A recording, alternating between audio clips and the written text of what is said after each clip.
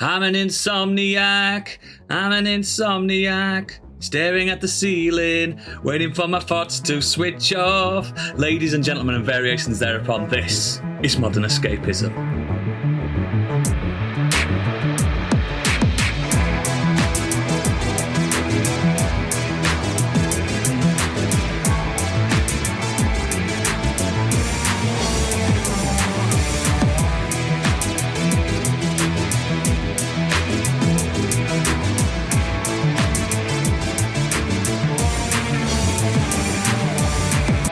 Hello and welcome to the show. My name is Oodles, and joining me today, a hunk of burning love, it's Biggie. Hi. And the sausage to our roll, it's Gadget. From the home of Greg's. Yeah. The running man Stig might make an appearance on this podcast. We don't know. He is running. Yeah, he hasn't stopped since he did that triathlon. He's just kept running. He's so just skinny can't find now. the end line. He's like Forrest Gump. I was running. And Candy's pulled another sickie. Got to go in our file, that one. Yeah, I mean, why are we even bothering with her anymore now? I just don't get it. Docking her wages, mate. I am docking her wages. But we can I've got still female on do the a great podcast. We're not sexist. How's everyone feeling? Yeah, good. It's weird recording on a Tuesday. It's always odd when we don't record on a normal Sunday. Yeah, but you can say what you want because you're not editing. I know, right? It's Stig that's editing because I'm busy on the editing day. You can say what you want. Don't. Trying to think. Stig, actually, that's where Stig's gone. He's gone to try and stop the small boots. He's doing reform this week. Hence the song. He's on the south coast with a paintball gun, just firing. And we'll see if he bleeps that out or not. We shall see. We shall see. Please let us know, listeners. And accidentally creates a Banksy portrait.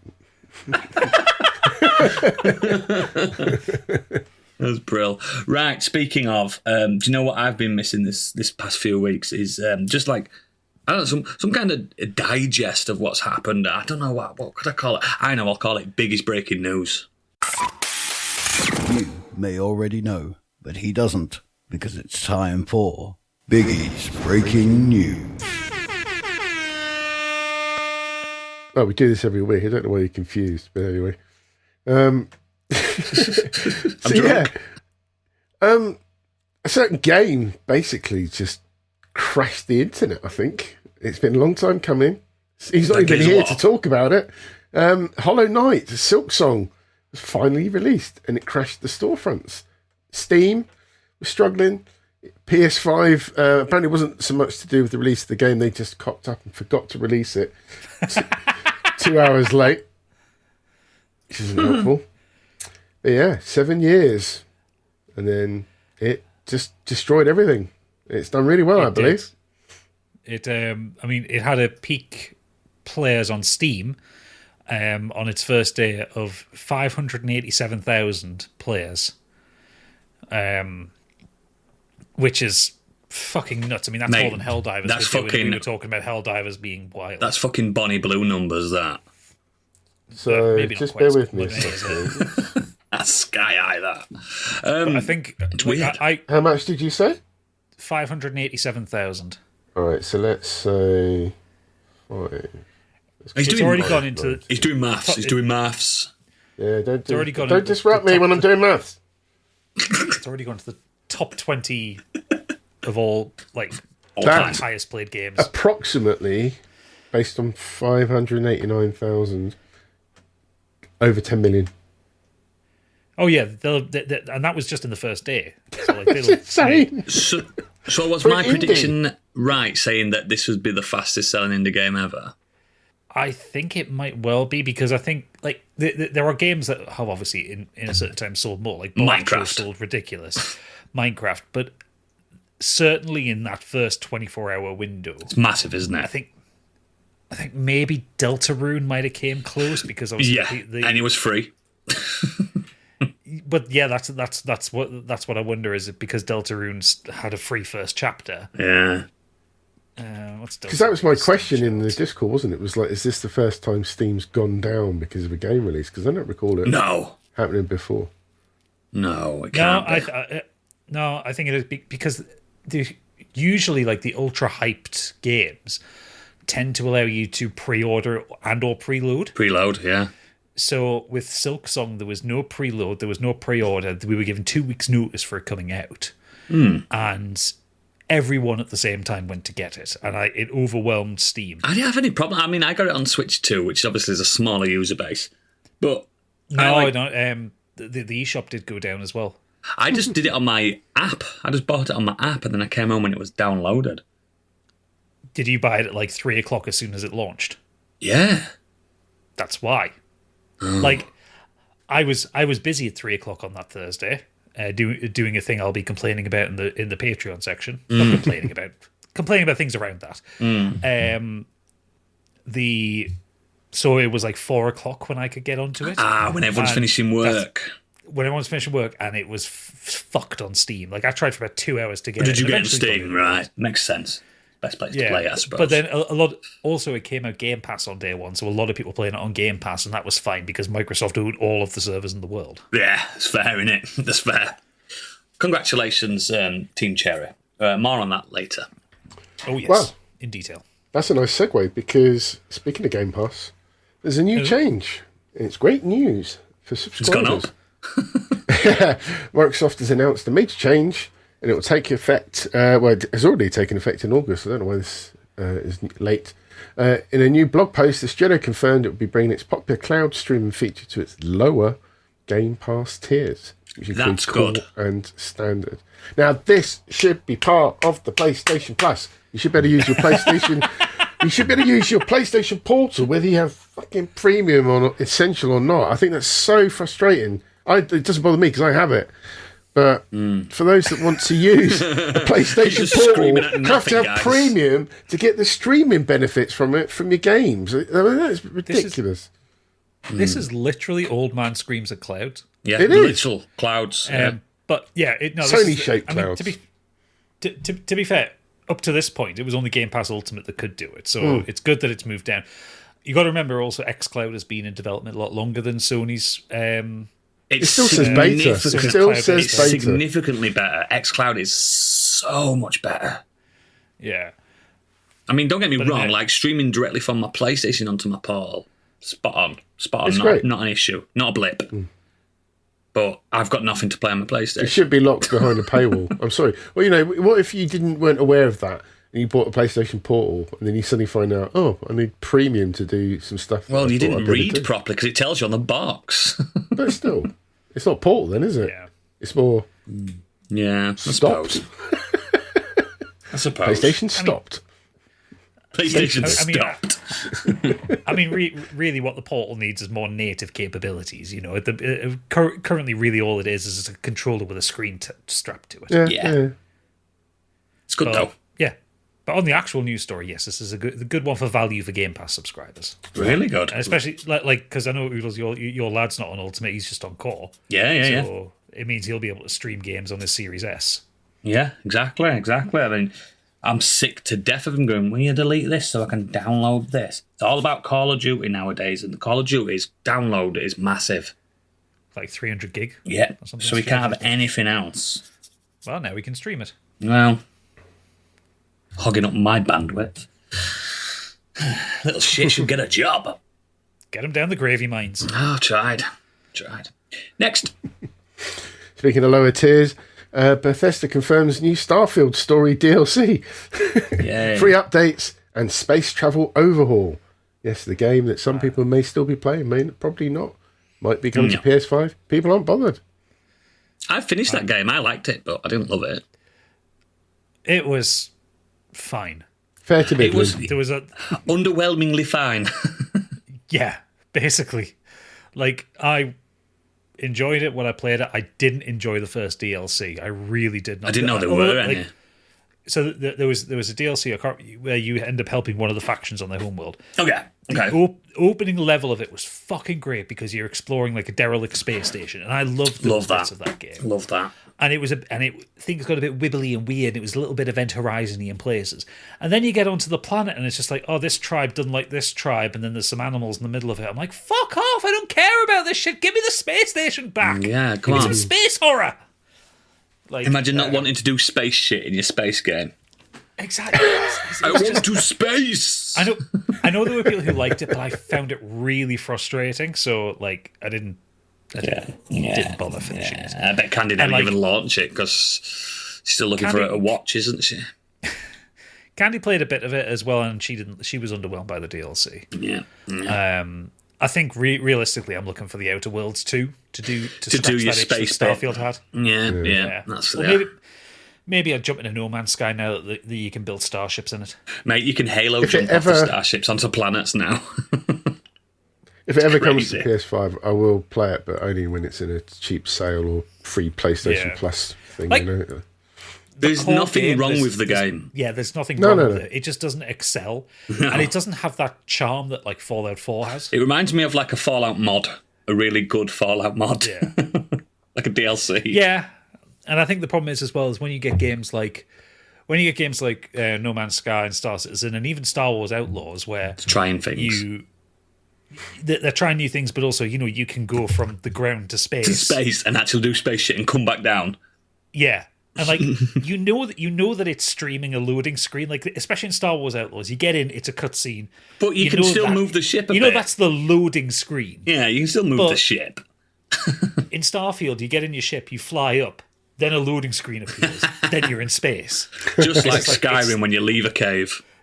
Yeah, and it's because it's on that fucking Gamebryo engine or whatever it's called, creation engine. Shite. It's just like, it's just, again, not shite, just frustrating. Yeah. So much potential in that game. Never mind. Next. Speaking of flops, Mind's Eye flopped so badly that its publishers questioning if it should publish games ever again. Is that out yet? Fucking hell. Build a Rocket Boy is the developer behind Mind's Eye. But due to the flop, it was lucky that it had a publishing partner with Hitman and 007 First Light teams, IO Interactive, that supported them. That was the one riddled with AI, wasn't it? Riddled with AI, massive bugs, ran like a bag of spanners on the consoles. Yeah, and it has the guy from Mafia 3 in it, doesn't it? The main guy. Yeah, and it was shite. I didn't know it was out. I didn't know it'd come out yet. No, it came out about 2 months ago, and it was like the fucking... It was one of those situations, where all the videos on the internet were just people mocking it, like you would have gone mental for it. Oh, absolutely. Love it. I'll send you some videos later. It was busted as fuck. Love that. If I see it cheap in CX, I'm going to buy it. Don't. I didn't realise it was IO that published it, actually. Yeah, it'd be interesting if they ever fix it and it becomes, like, playable down the line. But but it means IO kind of put money into it. They invested. Yeah. Never mind. Everyone fucks up. This was also the one where, like, the developer, the head of the studio, Build a Rocket Boy, he was going around saying that, like, all the bad reviews were because Rockstar was poisoning the review. He's the ex-GTA guy, isn't he? I think he launched GTA originally. The game GTA, but he was involved in GTA. Oh, right. Mind's Eye's got an overall Metacritic score of 37. So it's a 3 out of 10, is it? Fantastic. The experience clearly impacted the future of IO's interactive publishing arm, and when they were asked if the firm will continue to distribute games alongside its own internally developed ones, i.e. like Hitman, Abrak simply said it remains to be seen. So that's how bad this game has done for. I think just stick to Hitman and 007, lads. Yeah, 007 looks mint. It does. It's like more combat heavy than I expected, but yeah. Looks good. Next. PS5 Digital Edition consoles are reportedly getting a quiet storage downgrade. What? So yes, it's going from 1 terabyte to 825 gigabytes. I bet you're fuming. You love storage, you Biggie. You love storage. No, but it's interesting because I can't remember how much it was. Was it like 25 gigs or something? The iOS for the PlayStation? How much space it takes up on the drive? Because the first gen PS5s that we all have, they're 825 gig, but you get 800 gig to use. Yeah, you can't touch the rest. No. Oh, yeah, so that's probably it then. It must be around about 25. But that is put aside for like the OS, the save spaces, the browser, inverted commas, because there's barely a browser on it. The theming, inverted commas, as well. And the actual store and the settings and everything. So it makes sense that there is a little bit, but they can still advertise it at a terabyte, even if you can't use a terabyte, because it technically is a terabyte. No, well, no, they actually advertise it on the boxes, the ones we have for 825. Do they? I'm looking at it. Oh, yeah, they do. Yeah, they do. You're right. That's a big old box, that. Oof, go away. It is a big old box. I've got my mattress on there. It's my bed. Well. It's my bed. The games are getting bigger and bigger. And I don't know about you guys, but I do like installing quite a few games and having the option to play when I want to. I've got extremely fast internet, so it doesn't matter. So do I. I still like the option to just go literally straight into a game if I'm in the mood for it. Yeah, I usually have maybe 3 or 4 games installed at any given time, but it's the ones I'm currently playing, plus then usually one, like I've always got Elden Ring installed, for instance, just because just need it. That might take the fancy to play. Yeah. I've always got Sekiro because I'm scared it's going to disappear digitally. So I just want to keep it. I want to keep it forever. I mean, I've got Sekiro both on Xbox and Steam just for that reason. I just, it seems like that and Bloodborne are going to disappear one day. So it's staying on. And I've got PT. I've got PT. Yeah, that's on my PS4. Yeah, on my PS4 that my daughter uses. I said, don't delete that. Don't delete that. Also, don't open it. Oh, she wouldn't. She no. She don't have a controller. She just uses it with a remote. Oh, okay. She can't play games. She's 9. Well, what a demo, I should say. It's not a game. I've never even played it. I've never played it. I've just got it. Oh, mate, you should. You'd love it. I know. It's just I don't like scary games too much. Oh, you won't love it then. Frightening. You've seen me on Alien Isolation. I couldn't even get to the alien. You should for Halloween do PT, mate. That'd be amazing. He's back. He's back to streaming. I could get that capture card back. That's a nice segue. Speaking of streaming, we're over to film and TV. Nice. So, got a little list of the most watched films, Netflix, the 10 most popular movies. Any guesses these what's ones at number that 1? Netflix have made? Well, these just films in general are ones they've made? No, Netflix they've been involved with. So their number 1 films got to be those films that Stig really likes, the Star Warsy ones. Rebel Moon? Yeah, Stig loves them. No. I would assume it's going to be something like K-pop Demon Hunters. It is the top one because that's gone fucking ballistic. Yep. Still never watched that. Yeah, but I bet you don't number watch it 1 about 400 times. I can hear the songs all the time. K-pop Demon Hunters at number 1 with, I think, 266 million views. I think, is that right? And it makes no money, Netflix. Red Notice is at number 2. Oh, I remember reviewing that. Which one was Red Notice? Is that the one with the Rock in it? No. No, it's still. Yeah, it is. Is it? The Rock, Ryan Reynolds, and Gal Gadot. Yes, that's is the Rock. I didn't realise. Yeah. Oh, yeah, so Ryan that's Reynolds. quite a latest. It's only a couple of years ago, right? Yeah, in the last few years. What about the 230 Grey million. Man? Is that in there? You got Carry On. Remember that one? Number Carry 3. On. Carry On Camping. No, it's a recent one with what's his name from the Kingsman films? Taron Egerton. That's it. Yeah, he's. Yeah, I watched that. That was like a Die Hardy type film. That was good. That's it on a plane or something, right? Yeah. Number 4, Don't Look Up. That was good. I like that. That was a good film. 5, The Adam Project. That doesn't ring a bell. No, same. Doesn't ring a bell. 6, Bird Box. I've seen that. I thought that was right. It was all right. 7, Back in Action. No idea what that is. That Three Ninjas. So that That's the brand Adam new. Project was another Ryan Reynolds one. Oh God, loves a bit of Netflix. Wow, he's doing all right, isn't he? He's not skint. Number 8, Back Leave in the World Action was Behind. Back in Action was that Jamie Foxx and Cameron Diaz one. Oh, yeah, that's fairly new as well. These are all new, actually. Yeah. Leave the World Behind at number 8. Don't recall that. Number 9, The Grey Man that you mentioned. Yeah, Number the 10, great, Damsel. I like kind of liked The Grey Man, even though it was crap. Do you know what I mean? It was decidedly average, but they're not the most amazing list of films, really, are they?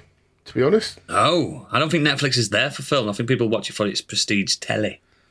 Yeah. We don't watch many films. Most of the time when we watch a film on a streaming service, it tends to be on Prime Video because we just rent it for like 3 Yes, same. I use VPNs and rent stuff from other countries because they get them quicker than us. I do it all the time. Sometimes on Apple as well because they have like random free films that you can watch. Yeah. Absolutely. Cool. Good list. Next up, Superman sequel, Man of Tomorrow, sets July 2027 release date. So it's not far away. They want to keep going while David Corenswet still looks young. He's a good-looking bloke. He's hideous. I watched that film recently. Rachel Brosnahan and Nicholas Hoult. Yeah, ugly bastards. And is it Nathan Fillion? Yeah, he's ugly too. Everyone's just so ugly. Especially Isabella Merced. Oh, so ugly. James Gunn included a comic book image of Superman standing next to Lex Luthor in his war suit. A pretty clear signal that the sequel will continue to focus on Luthor's antipathy for the Man of Steel. In DC Comics, Luthor, played by Nicholas Hoult, as mentioned, creates the suit in order to match Superman's strength and ability. Oh, you mean Luthor's war suit was in the big mech suit? Oh. Yeah. Oh. Maybe. Interesting. It's not confirmed. Interesting. I mean, I'm all for it. I'm really excited about where James Gunn's taken it because I really enjoyed Superman. I give it a 3 out of 5. I thought it was absolutely safe as houses. Yeah, it was, but also it's supposed to be safe because it's the first one. Yeah, it's a bit more complicated than it needed to be. I thought. No, I thought it was safe. I think it sort of, but it was also setting up a lot of new characters, and also because DC's not as broadly popular as Marvel is. Not anymore. Yeah. Like, most people weren't going to recognise Mr. Terrific or Hawkgirl to get their own movie, so they needed something to set them up. Yeah. Like, people would have maybe recognised a Green Lantern. Yeah, but maybe not Guy Gardner. Maybe Al Jordan. Not the one with the fucked up haircut. Yeah. I still like Green Lantern film. Fuck off. I liked it. It was entertaining in just a really fucking stupid okay film. Bastard. It's not the best film I've ever seen. Come on, you've just said you like The Grey Man. Come on. It's not as bad as The Green Lantern, you fucking idiot. I was a fan of the comic when I was young. I thought it was alright. I still am. That's fine. Like, I like the Justice League cartoon. You know, that's my experience of Green Lantern. God. When he could think of anything in the world to save his girlfriend and he becomes a Formula One car around a track. Stupid. I need to rewatch The Green Lantern now because I think there might be something under there that I'm missing. But that was fucking shite. I fucking infuriatedly walked out of that cinema when I'd watched that. I was screaming. You know, Oodles, you're a bit pissed right now. Why don't you watch it after the pod? No. Drunk watch it and then like go to bed angry. I ring in work and go, I'm not coming into work. Why? Because I watched Green Lantern last night and I'm pissed off. Fucking furious. What they've done to Sinestro is beyond reckoning. You need to fly to America and punch Ryan Reynolds in the face. That was not a good film, Biggie. You are wrong, sir. You are wrong. I did not say it's the best film I've ever seen. I just said I enjoyed it. I never said you did, but it's not even like fucking anywhere near me. We all have guilty pleasures of a film that we would all laugh at. I'm telling you. And you, sir, are guilty. Moving swiftly on. Fucking hell. These are all game related. We've got some further game related adaptations on their way. This one blows my mind. Call of Duty live action movies in the works. Can't wait for that. What is the point? There's so many action army films around. You don't need a Call of Duty related. You don't need Call of Duty because the film Black Hawk Down exists. Almost any war film after 9/11 is just a Call of Duty film.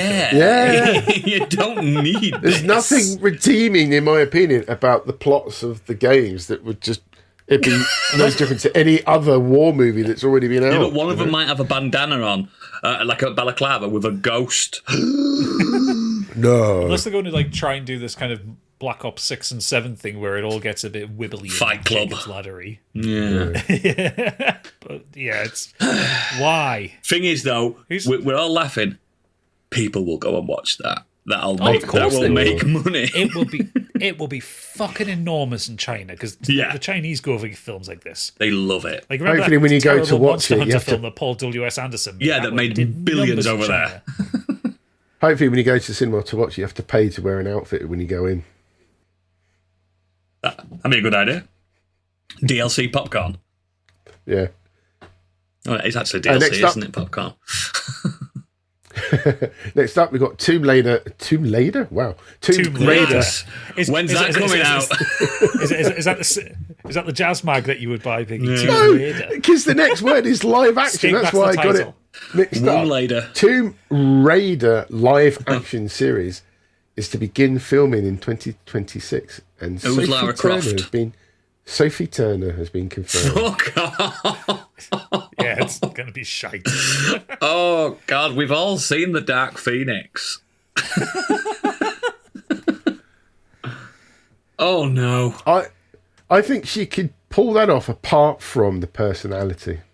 I think she's so Apart drab. You mean from because the she's got a acting. slightly posh accent? She's got a slightly posh accent. Do you know what I mean? That's I could see her doing the action stuff. I could see No. her doing a bit of She'd the look drama good stuff. as but Lara Croft. Physically Yeah, look but the good until she starts personality fucking of- talking. it's just not going to. I just don't see it. I just don't think it will be good. Nope. I'm happy to be proved wrong, Yes. I am not. but it's just I just don't get Sophie Turner. Like she was perfect as Sansa Stark because she had to play a moody teenager. Yeah, And that's her range. that's it. That's what it should have ended. She's terrible in the X-Men films. Shocking. Really bad. Unbelievably bad. What Like, else has she done other than the X-Men? I can't even think of. she what did else one of she's done. Jonas Brothers. I believe. That's the best role so far. Oh fuck it! What should be in? So X-Men Apocalypse, X-Men Dark Phoenix, Barely Lethal, Ooh. No. The Staircase, Survive, Broken Soldier, No, wow. Home Movie, The Princess Bride. She was in a Jonas Brothers video. I bet she was. She was in 2 Jonas Brothers videos. That leaked off our iCloud, yeah? Separate brothers or the same one? Hey, wait! Same time. She was in a Bastille music video. She's done a lot of music videos. Yeah, because she doesn't have yeah. to talk in them. That's why. Oh, good luck, good luck, Sophie. She hasn't had the best track record on IMDb. To be fair, right, the first 2 Tomb Raider films were popcorn flicks. They were all right, but they weren't great. The Here we second go. one was Here actively we go. terrible. no, they were all right. The Vikander one was the adaptation of that remake of the game, wasn't it? The rehash. That was decidedly boring, but she looked great and she acted great as Lara Croft, as a young Lara Croft. Needed a better script. Needed a way better script. We've not technically had a good Tomb Raider, I don't think. No. The first one was The passive. first one had great soundtrack. A lot of Prodigy, a lot of like Aphex Twin and stuff like that. Also had U2 though. Oh shit, it did, didn't it? Elevation. Woo! Tomb Raider. That's shite, mate. Shite. Well, to finish the trilogy off, there's also a Life is Strange TV series set at Amazon. Can't wait to avoid that. What fucking shite series. It depends what they're doing with, like, if they're directly adapting one of the games, I think that's wrong. The I think Life story is Strange is or something. I think Life is Strange is something that you could do as like a little bit like, you know, what True Detective does, where it's a different story and a different cast each year. Yeah, that'd be good. But with some kind of like moody teenager with powers. special abilities. they're following the first one, the photography student who discovers she can rewind time. Max. No, don't do it on one of the games, but take the concept. Yeah, and do your own spin. because each of the games is a different cast of characters. So you Yeah, can do it. it's like tangentially linked, isn't it, in the same world or something Yeah. like that. It's just not for me, man. It's just not for me. But I'm sure someone Not will everything love has it. to be for you. I'd like to think it would be for me. It is the Truman Show, and you're all in my world. By the way, these fancy Copperbergs are very cheap. Get them at all leading retailers. He's pissed, listeners. He's pissed. Slaughtered, mate. Absolutely slaughtered. Next. Poleaxed, one would say. Drink pina coladas when we started the call. I know. The call. Next. Alien Romulus sequel. Now we're Seeking a new talking. director as Fede Alvarez steps back. Oh, that's a shame. He has written the script for the sequel and is still involved in the project as a producer. And he wants to hand it over, pass the torch to somebody else as director. I think, Gadget, this is the time when you put your CV in and you direct it.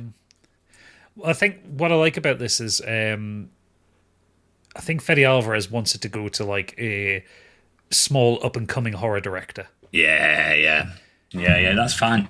As long as it's horror. I like the horror side to it rather than the Action side. The action side. I do love aliens, don't get me wrong.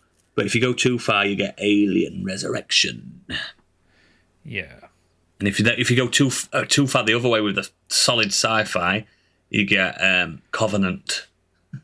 Yeah, we don't want Covenant or Resurrection. No, we do not. We want Ridley Scott think- before he got dementia.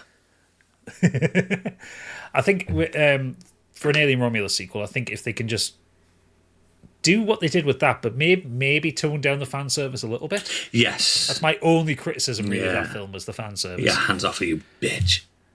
Yeah. I hope Kaylee Spaney. Is that her Yeah, name? she was Is that how you great. pronounce Yeah. it? Hope she's back. Yeah. She was great. Yeah. She's She a could good easily be a parallel. new Ripley. Yeah, she's a good parallel to Sigourney Weaver, definitely. Definitely. Cool. And I'm looking forward Andy to that. as well, the guy that played Andy as well, he was good. Yeah, he's great. He's great. Especially more playing Ash. 2 roles in the film. Yeah, and less Ash. let the man sleep. For fuck's sake. Well, speaking of, I'm sad to announce Michael Caine sadly is due to come out of retirement at age 92 because he's chosen to be part of Vin Diesel's The Last Witch Hunter 2. Can't wait. Why, Michael? What is wrong? went out His on a high agent note needs with to that- help him here. The reason why I come out of retirement is because I've got a mortgage the size of a tangerine. That's why. He needs to pay his fucking bills, mate. He's got bills. He's 92. Don't come out of retirement for this shite. This will be his last film. He'll die on set. His legacy will be in memoriam at the end of the last Witch Hunter 2 will be in memory of Sir Michael Caine. I don't even know anything about the first one, but I'm just reading about it here. He's going to be the priest. I was going to say he's the first priest one's- to aid Vin Diesel's Witch Hunter Calder in a fast-track sequel to his fantasy film from 2015. And those who didn't see the original, it says here, which in fairness was most of us, is a passion project for Vin Diesel, who adapted his own Dungeons and Dragons campaigns for the film.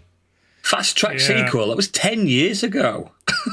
It's a fast track. I assume he had an idea like 2 months ago and has already got funding for Is it. they going, I've done a great campaign and I want to make a film out of it. I am Groot. And that's what he's done. That's what he's done. Fucking shocking. Vin Diesel's crap. A hunt witch is a quarter mile at a time. It's my family. God. I've never seen it, so I don't know. It might be amazing. It wasn't. It was bad. The problem, I did see Bloodshot. I saw that. So the problem is, there are a great many things Vin Diesel can do. Like Acting is not one of them. No, but I'm not going to argue his success Play in true. Riddick films or in Guardians. Fast and Furious and stuff like that. Like, I'm not going to argue his success. I don't like those films, No. apart from Pitch Black. But I can't argue his success. Fantasy is not one of the things he can do. Science fiction he can do. Magic car driving he can do. But proper fantasy, debatable. because the man can't act. He can't do accents, so he just sounds like Vin Diesel in a medieval world, and it just doesn't fucking work.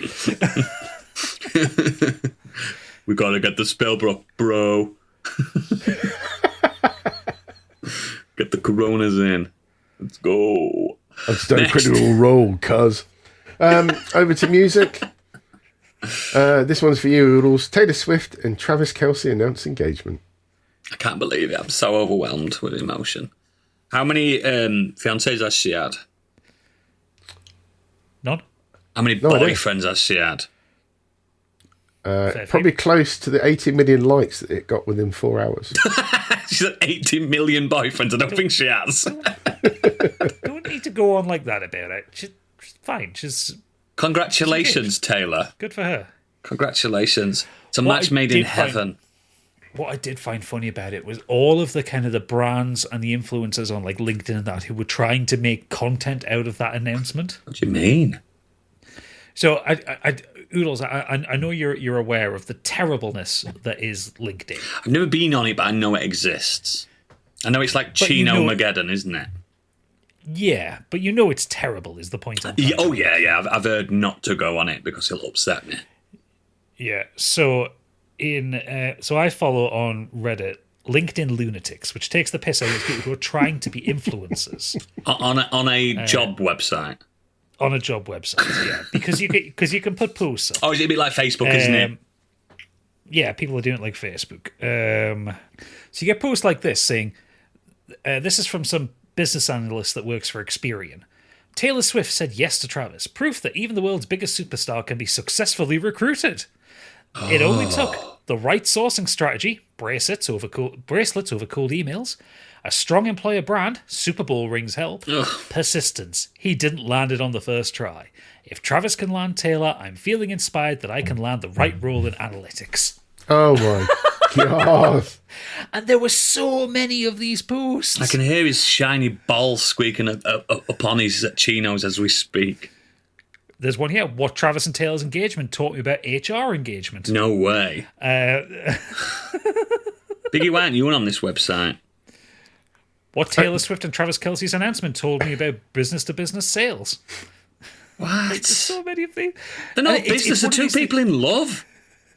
But everyone was trying to compare this engagement to business sales or business mergers or whatever.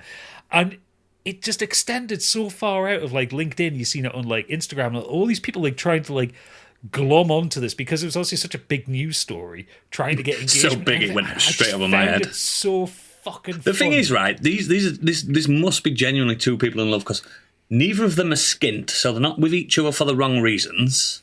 Yeah. They don't need to be. They literally do not need to be. A lot of genuine celebrity romances. That's just love. They only fall apart because their work takes them apart from each other half the time. That's why they don't work. But those two, she's an international superstar. He's one of a legendary Hall of Fame fucking NFL player. Yeah. They're not going to get into a relationship knowing that they're going to see each other every week. They know this. They know this.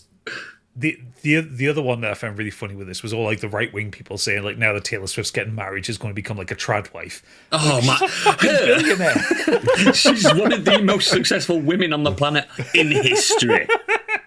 And that's me saying that. No, she's totally going to let Travis bring in all the bacon. Sure. She's going to stay home and pop out kid after kid after kid after kid. I'm sure he's the breadwinner in that relationship. She could literally buy his football team. No, she could literally buy his industry. Yeah, she probably could buy his industry and his state where he was born. And still have a lot of money left. She could influence government. She's that rich. Not saying she has. That is a rumour. She changed the GDP of cities when she toured. Exactly. Show some fucking goddamn respect on Taylor Swift's name. I'm sick of all this slander. Congratulations, guys. I know the listeners. Yeah, obviously it's patrons, actually. Yeah, thank you. Next up, David Bowie. Bowie. I know. His secret final project was discovered locked in his study. That's right. I put this one in here specifically for you, Oodles, because I knew it would pique your curiosity, and especially what the actual project is. Oh, please be something absolutely strange. Oh, can you guess? Is it something to do with really fashion? needy. Is it fashion related? No. Let me read this one, Biggie. I've been waiting to see the look on his face with this one. Go. David Bowie's secret final project was a musical set in 18th century London. Now we're fucking talking. Notes found locked in the study reveal plans for a show called The Spectator. Ooh. He was inspired by the contrast between the era's vibrant society and notorious crime. Shared exclusively with the BBC, they show Bowie's fascination with the development of art and satire in 18th century London, alongside stories of criminal gangs and the notorious thief Honest Jack Sheppard. Oh. So it's been released. So all of his notes, have been released at London's V&A Museum in September. Ooh, chubby little fat man. I'm into it. It should do it. We should definitely adapt it. But when I was reading it, I was like, that is the most fucking David Bowie thing ever. Of course it fucking is. It's that or aliens. It's one or the other. Fucking upstairs, downstairs satire, social commentary thing in 18th century London with thieves and murderers. And if he was still alive, he'd put himself as the main star and he'd be like, hello, I'm David Bowie. And he'd just come out from downstairs, but in 18th century. I'm the Thin White Duke. Do you know what I mean? He'd come through, it'd be amazing. Do it. We should do it. We should cast it. Next. Over to the Weird World Web. Got a couple of stories here for you. This one's from you, Oodles. You provided this one. Did I? A Zempic vagina is here, and women are paying £2,000 to reverse it. That's right. Oh, for God's sakes. Are now getting filler in their vulvas. I remember posting this weeks ago. The increasingly popular practice of labia puffing. Yeah, man. So I read this for the article, basically. Of course you did. Yeah, women that have been on a Ozempic are getting like puffy fannies. It's strange. Have you seen the pictures? No, thankfully I haven't. But also, it's kind of not surprising in that you lose a lot of weight really quickly and you get baggy skin. So it's the same as having a skin surgery. Yeah, there was this guy I watched and he really successful journey on Ozempic. I watched him the other day on TikTok, but because obviously the skin is the skin, it's the epidermis, it is an organ. His elbows are really long now. His elbow skin. Yeah, it happens. Yeah, and he's like, I'll get it nipped, but you can absolutely imagine it might happen to Willies as well. You never know. Not enough tests on it. But I just thought it was funny. It's the headline that I find funny. Yeah. Do you know what I mean? Well, it's one of those headlines that stop you in your tracks when you're scrolling. It stopped me in my tracks. It was tough wank, but I got through it. Wow. I'm glad for your bravery. And the next one have been even tougher wank because Patriots mistakenly paint Danish flag on English roundabout. Uh-oh. One Patriot painted the St. George's Cross spectacularly wrong, inverting the colours, leaving the decorative roundabout with a more Scandinavian feel. Well, they did invade us back in the day. They pledged their allegiance to Denmark. I think that's amazing. Well, look where Gadget lives. Stupid. It was Cumbria and Newcastle. That was all Danish at one point. It's just so ridiculous. Not to get into the politics of it. No. Because we don't do politics here. No, we don't. And I've already made one reform joke already at Stig's expense. And I sang a song. These people are fucking idiots. They are. It's a pointless exercise that is just graffiti. Yeah, but also the fact that they are so capable of getting the St. George's Cross wrong. If they're going to do it, you've got a white circle of a roundabout. You just need a red X across it. You don't even need white. Imagine they've got more red paint than they need. Yeah. It's what's wrong with you? If you're supposed to be these fucking patriots, these I'm fucking British, mate, I'm going down the fucking pub kind of thing. And you can't you even should get know what that a fucking right. St. George's Cross looks like. Yeah. It's a red cross on a white background. It's not complicated. There was a bloke, I seen one on TikTok, he was getting interviewed, and he had the fucking Georgia flag, which is a white background, a red cross, and 4 red crosses in the quarter. He's like, oh no, it's an England flag, which means I'm extra patriotic. I'm like, it fucking doesn't. It means you're sub-Russian. It means you're a Soviet. So fuck off. Oh, it's I love amazing. it. I think it's hilarious. I think you think it's hilarious. It just shows the brain cells. It's Darwinism. Because there's that bloke that died putting a flag up the other week with his ladders. I'm sure there was.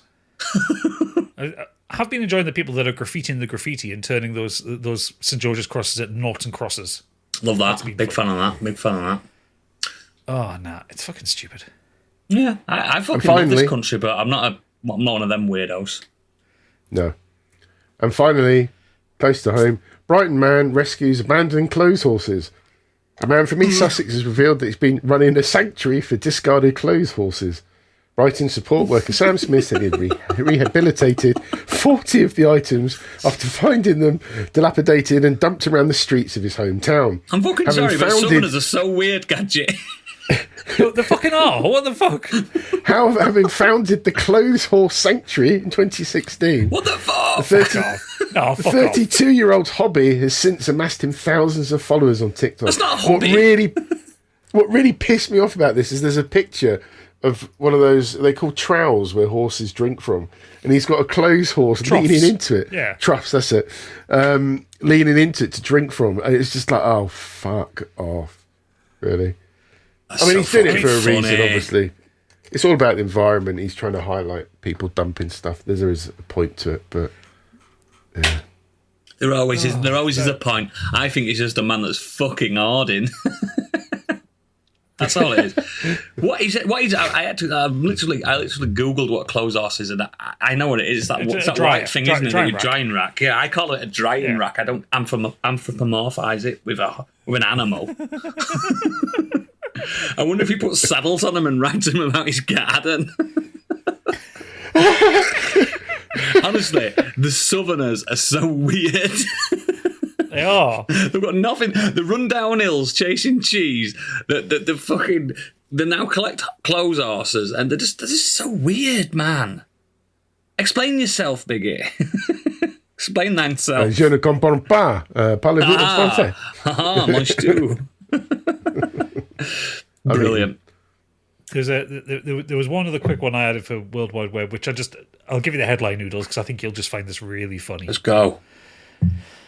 Great North Run medal shows Sunderland instead of Newcastle. Oh, that's bad. It's bad, isn't it? That's bad. I That makes people angry. People march for that shit. Yeah. So the medal, a very attractive medal, is as well, but it doesn't show the right city. It's supposed to show Newcastle, Gateshead, and South Shields. That's rough.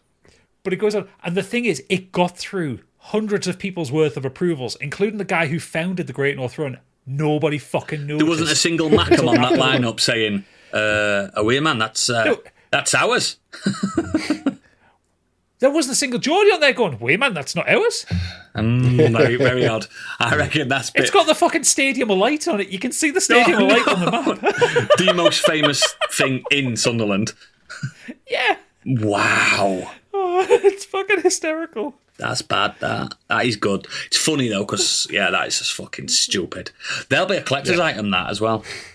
Oh, there will be. If you're not aware, listeners, Newcastle and Sunderland have a very strong rivalry. Think Leeds, Manchester. Football, just in general. Leeds, Manchester. The Pennines are there for a buffer zone for us. For them guys, they've got. Yeah. Is it the river? Yeah, you've got the Tyne, Gateshead, and then Sunderland. There's a buffer zone in between. But it's not far. It's only like 15 miles. Oh, it's closer than Leeds and Manchester, isn't it? Yeah, but it's and like in terms of football, it's like Liverpool-Everton. Oh God, yeah. I mean, or Leeds and Derby. Fuck off. You know the difference is like the Macams kind of sound like Geordies until they get angry. Like a Geordie, when a Geordie gets angry, they get higher pitched. Yeah, Macams get lower. They get lower pitched. Also, if they ever find a set of keys that they can't identify, you can know a Macam because they'll go, "Whese keys are these keys?" Yeah, whese keys are these keys? Yeah. They're a strange bunch. They look like the swamp dwellers of the north. A strange bunch. It's a shame because there are some really nice bits to Sunderland. There is, which are the roads out of it. Yeah. The exits. Yeah, absolutely. There you go, listeners. Actually, I shouldn't take the piss. I'm getting a tattoo in Sunderland in 2 months, and I don't want a load of cocks drawn on my arm. Yeah. Unless that's what you're going in for. It's clearly not. Excellent. Thank you for that news digest there, Biggie. That was sensational. Let's get on to what we've been doing these past few weeks. And I'm going to start with Biggie, actually. Get it over and done with. So, what's happening in the Division 2? Right, where do I start? No, honestly, I'm not going to talk about it. But the season just to finish, and I enjoyed it. I'm going to talk about a couple of films that I've seen. Nice. We like First a couple one. of films. Weapons. Yes. This is by Zach Kreger, previously known for other stuff to do, comedy shows and stuff, but his last film was Barbarian. If you saw Loved that film. Loved it. This is more of the same, but in a different way. Ooh, So this is an American mystery horror film, directed, written and produced, and co-scored by him. Nice. Film stars Josh Brolin, Julia Garner, Alden Ehrenreich, excuse me if I get that name wrong, Austin Abrams, Carey Christopher, Toby Huss, Benedict Wong, and Amy Madigan. It's a good And cast. basically, the film's That's a good cast. it is a great cast.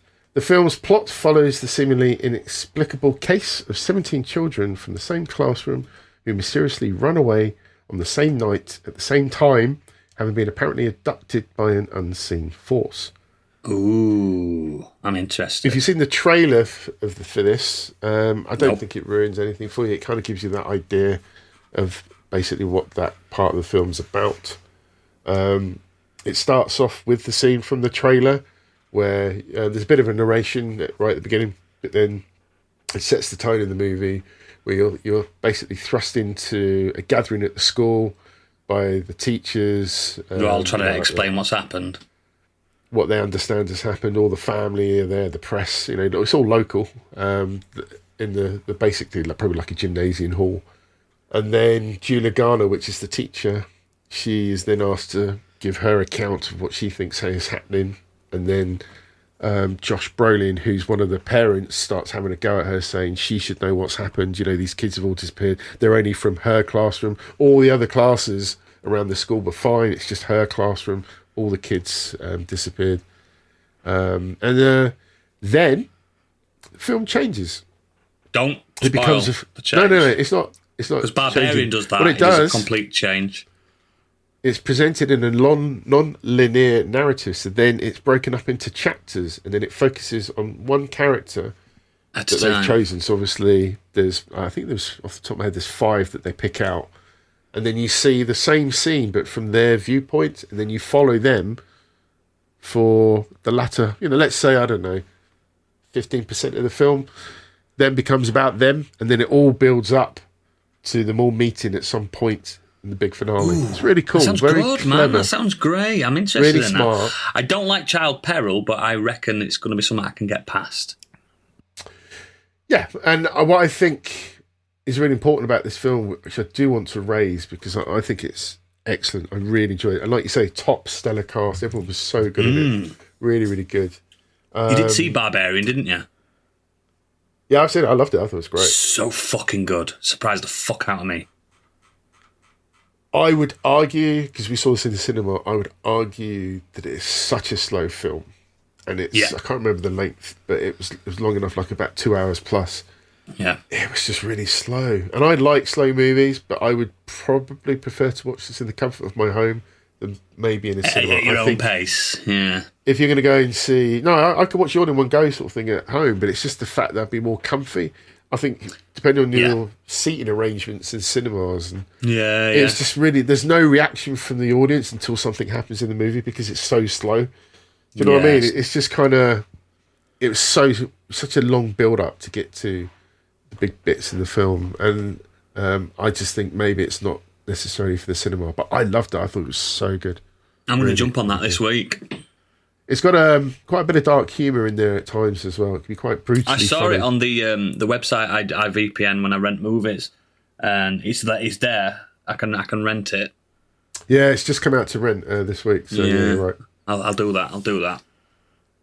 But yeah, really great performances, really cool, really, I think Craig is on the ball at the minute, and you'll be pleased to know his next project is Resident Evil franchise. So I've heard, and Barbarian What has he a might lot pull of out of that. Resident Evil 7 to it. So that's maybe we'll get the first good Resident Evil film. Cool. What's the other film? the other thing I wanted to talk about was we also saw Eddington. What is Eddington? American neo-western dark comedy thriller. How about that? written and directed Sure. by Ari Aster. Oh, is this one of Pedro Pascal's 22 films out at the minute? Yeah. You love a bit of Ari Aster as well, don't you? I do. Not a big fan of. Was it Beau is Afraid? Was that the one that he did? That was fucking out there, man. This isn't too far off that, to be perfectly That was honest. far out, man. I'm just starting to look. What can I say about this? So you got Joaquin Phoenix, Pedro Pascal, Luke Grimes, Deirdre O'Connell, Michael Ward, Austin Butler, Emma Stone. It's basically That's a set fucking cast. Again, it's set in 2020 during COVID-19 pandemic in New Mexico. I remember it. The film basically examines the political and social turmoil caused by the contested mayoral election, which is fought between the Sheriff Joe Cross, which is Phoenix, and Mayor Ted Garcia, which is played by Pascal. It goes places. Tonally, it's all over the place. The themes that it talks about, oh my God, I mean, you could pick so much subtext out of this film. Mm-hmm. Yes, it clearly focuses on COVID and the aftermath, the impact it had on basically just society, communities, attitudes. It looks at a bit of history of American and the Native American history. There's misinformation, there's the social media influence, there's about remoteness because it's that part of America. You know, when COVID obviously impacted every country and different people in different ways. Yeah, different ways, yeah. Big cities will have a different impact, whereas what compared to like being suburban and stuff, a small town and so remote. About miscommunication, perspective. I mean, it goes everywhere. It's darkly funny at times. It can be gory when it wants to be, and it's not subtle at all at times.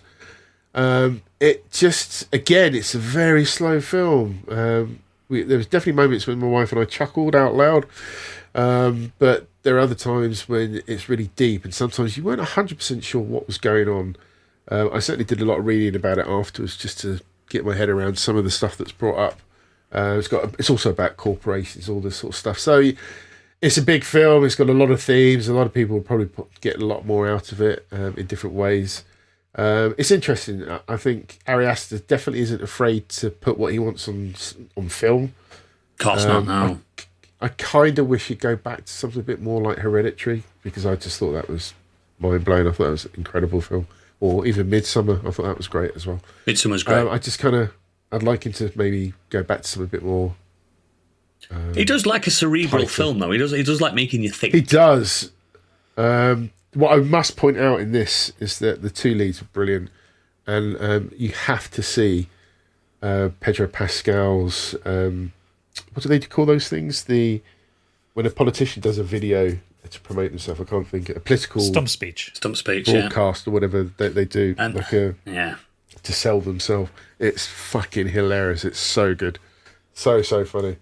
It's just a parody of basically all your big political broadcasts that parties do to promote themselves. His is just amazing. It's so funny.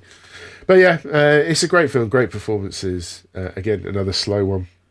Would it be better at home than the cinema? I would say yes. You've been to cinema twice now. Ah. What's going on, boy? What's going on? My wife and I wanted to get out a bit more and go and catch some movies, so yeah. Just taking his woman out. That's all he's doing, boy. Love that, man. I love that. But yeah, both stellar films, different themes, different ideas. Just be prepared for... I will. I like the sound of both of them, actually, mate, and I think I'm going to jump on them. I am watching more stuff, and I'm catching up as the year's getting on, because I wanted to have that talk at the end of the year and stuff like that, so I'm catching up on a lot of shit, which is great. Cool. That's me. Let's move on. Oh, here comes a new challenger. Stig, welcome to the show. I'll let you take over then. What you've been up to, mate? News. Missed all. Nothing's happened. Missed all the news, and you've missed Biggie. Yeah, nothing's happened, mate. Been dead. All I want to know is, did you tell them my Weird World Web news, Biggie? Oh, which one was that? The one I posted to you. Please tell me you told them that one. Oh, remind me, because I had so many this week. He did three. About the guy getting caught wanking at a corn concert. Oh, well, now we're fucking... Biggie, come on! Bloody I hell, forgot about that one as well. When talking about fucking I a missed rescue centre gadgets for as clothes well. horses, and we could have had a man wanking at a corn concert. Remind me about that one. I sent it to you privately because it was a funny one that that's I why didn't I want forgot. Gadget to see. Are you ready? That's funky. Fucking hell. Clearly, that guy was. Well, you can introduce it now you're in. No, it's too late. We'll do it in the green room. Stig, what have you been up to this week? This last few weeks? Besides sending Biggie news stories that he doesn't read out. I know, really Shocking. fun ones as well. Was Biggie the first one to Yeah. do? Biggie was the first one. Yeah, Oh, I did right, Weapons okay, well- in Eddington. Oh, I've seen Weapons. It's very good. Yeah, he's convinced me to watch it as well. Yeah. So I have a game to review. Yay, games. I was sent a code for this one, so I'm obliged. He's contractually obliged. Contractually obliged to review this one. There's only reason he's here, guys. He's going to disappear in a minute. Yeah, I am. No, to be fair, actually, it's a silly time to pick up a game to review. Yeah, Right. in September, the gaming Christmas. Metal Gear Solid came out, Silksong's coming out, but it Silent looked Hill's really coming. good. It looked really good. So, Okay. Kronos is out. Kronos, yeah. so I've been playing a game called Deep Sleep Labyrinth of the Forsaken. It's It's a catchy title. Yeah, it's a point-and-click survival horror game developed by Script Welder. Visually, it's kind of like old school pixel vibes. Think of like a You've got me. horror Monkey Island. Okay. You've got me. Yeah, so you play as Amelia, and she's trying to talk to her dead brother Thomas by literally going into his dreams using this kind of dream machine. So your brother's been recording his dreams and putting them into some kind of like a dream journal thing. We all know dream And journals, guys. Come on. She's trying to figure out why he's dead. Because he's not alive anymore. No, like the mystery about How he what's died. happened around his death, and she's trying to piece this together by going into his dreams. That's a and cool concept. Trying to figure it out. Yes, it's a really, really good concept. Really mysterious. Along the way, you bump into various other characters in this dream world, and you spend a little bit of time outside in the real world in Thomas's apartment, so you can. As the days, so you got to do things to pass the day before you can go to sleep on the night. And there's also a mysterious person that keeps leaving you voice messages on the answer machine. This is meant to be set like in the 90s. Yeah. So all the tech in there is like old school, like 90s computers and answering machines, big Leaps and CRT bloops. TV. Yeah. So yeah, it's point and click. It's solving puzzles. We like. That kind of thing, when you pick up an item, and you're like, do you want to take this item? Yes, and you have to kind of figure out. You've got to mix the butter with the knife to get through the door. Yeah, basically that kind of thing. You've got to what's Classic the word? gaming. Look at it, explore it. No, it's not the word I'm looking. Examine. That's the word I'm looking for. Yeah. Yeah, to see if there's something else going on there. Yeah, you got to combine items. And yeah, it's got this kind of cool system where if you can do things, but by doing them in a certain way, it could have consequences. Ooh. So Butterfly just effect. for one. Yeah, so one, like, this is not really spoilery, so it's like just an example of one. It's very early on in the game, is there's a furnace, and you can put the furnace out with the bucket of water, but this is like where it tells you about the consequences. But what you try to take out of the furnace will not be cooled. So you will burn your hand if you try to take it out. Or you can put the furnace out you could take a long way around to put the furnace out and then pour the bucket of water over the item so it cools the item so you can pick it up without being damaged. So there's little things like that where if you do certain things out of order, there's consequences for it. That's cool. I guess. I like it. Also, there's a mechanic in there called Imagine. So because it's a dream world, you can use these things called focus points, which you can get in the real world by doing things like going for a walk or watching a bit of TV, relaxing, having a cup of coffee. It builds up your focus points, and you can reimagine things. So if you have picked up a plank of wood with a nail in it and you've used it and you've got enough focus points, you can reimagine it and bring yourself imagine yourself up a plank of wood with a nail in it. Yeah. Because it's a dream world. It's not real. All of this stuff is just in your own head. So yeah, it's super smart. It leaves you like kind of forces you to think differently on what item might I need. Like this area is full of enemies I could do with a weapon. This stuff like that. Fuck's sake, this is right at my street. Yeah, it looks good, doesn't it? Yeah. Too many fucking games. In September, man. So, yeah, like I said, when you're not in the real world, you can do simple things like drink coffee, listen to voicemails, charge these things called echoes. You can use echoes for leveling up skill points. So you can come out of the dream, you can kind of level certain things up and give yourself the ability to imagine them back in the real world. It's cool. You have limited inventory space, so you can't just hoard everything. So that adds up to the pressure of like, you choose, well, shit, I've picked this up. Do I keep this? Do I get rid of something else? What should I keep? What shouldn't I do? Combat is turn-based, so there's no like shooting. You pick up weapons, pipes, crowbars, bones. They all have durability, so after a certain number of uses, it breaks. So you have to kind of think of, again, what's your best option here? Should I fight this creature, or should I run away? You don't always have to fight creatures in rooms. You can sneak around them. They'll only attack you if they see you. I'd say like not everything in it's perfect. Boss fights can be quite unfair, so you have to be really prepared, and you might have to grind out some old levels to get a bit stronger. So that kind of breaks the you can break the pace a little bit as well, can't it? Breaks the flow a bit, but you can reshuffle your skills for free. So if you do certain things and you think, oh shit, I can't get past this boss, you can respec yourself. That's cool. So yeah, it has the vibe it's giving me is like proper Resident Evil 1 with the puzzle solving and going in and out like kind of this old like hotel into forests and stuff, and a bit of psychological creepiness of Silent Hill. Okay. So yeah, it's I'm enjoying the mystery. I wanted to find out what how it unfolds and everything. And yeah, if you're like a fan of point and click games and horror, then yeah, it's perfect for you, really. They got previous games as well. You're going to go and check out the older stuff? I haven't looked, to be honest. He also hasn't got a code for them. Come on. No, just saying that they've got there's a trilogy of their original Don't Escape games, but they're slightly obviously look different and stuff like that. But it's all apparently related. Nice. It was the pixel art really that stood out for me, and I'm like, do you want to like this? And I watched the trailer of it. I was like, yeah, it looks fucking really smart. Yeah, but Stig, there's been another game you've been playing.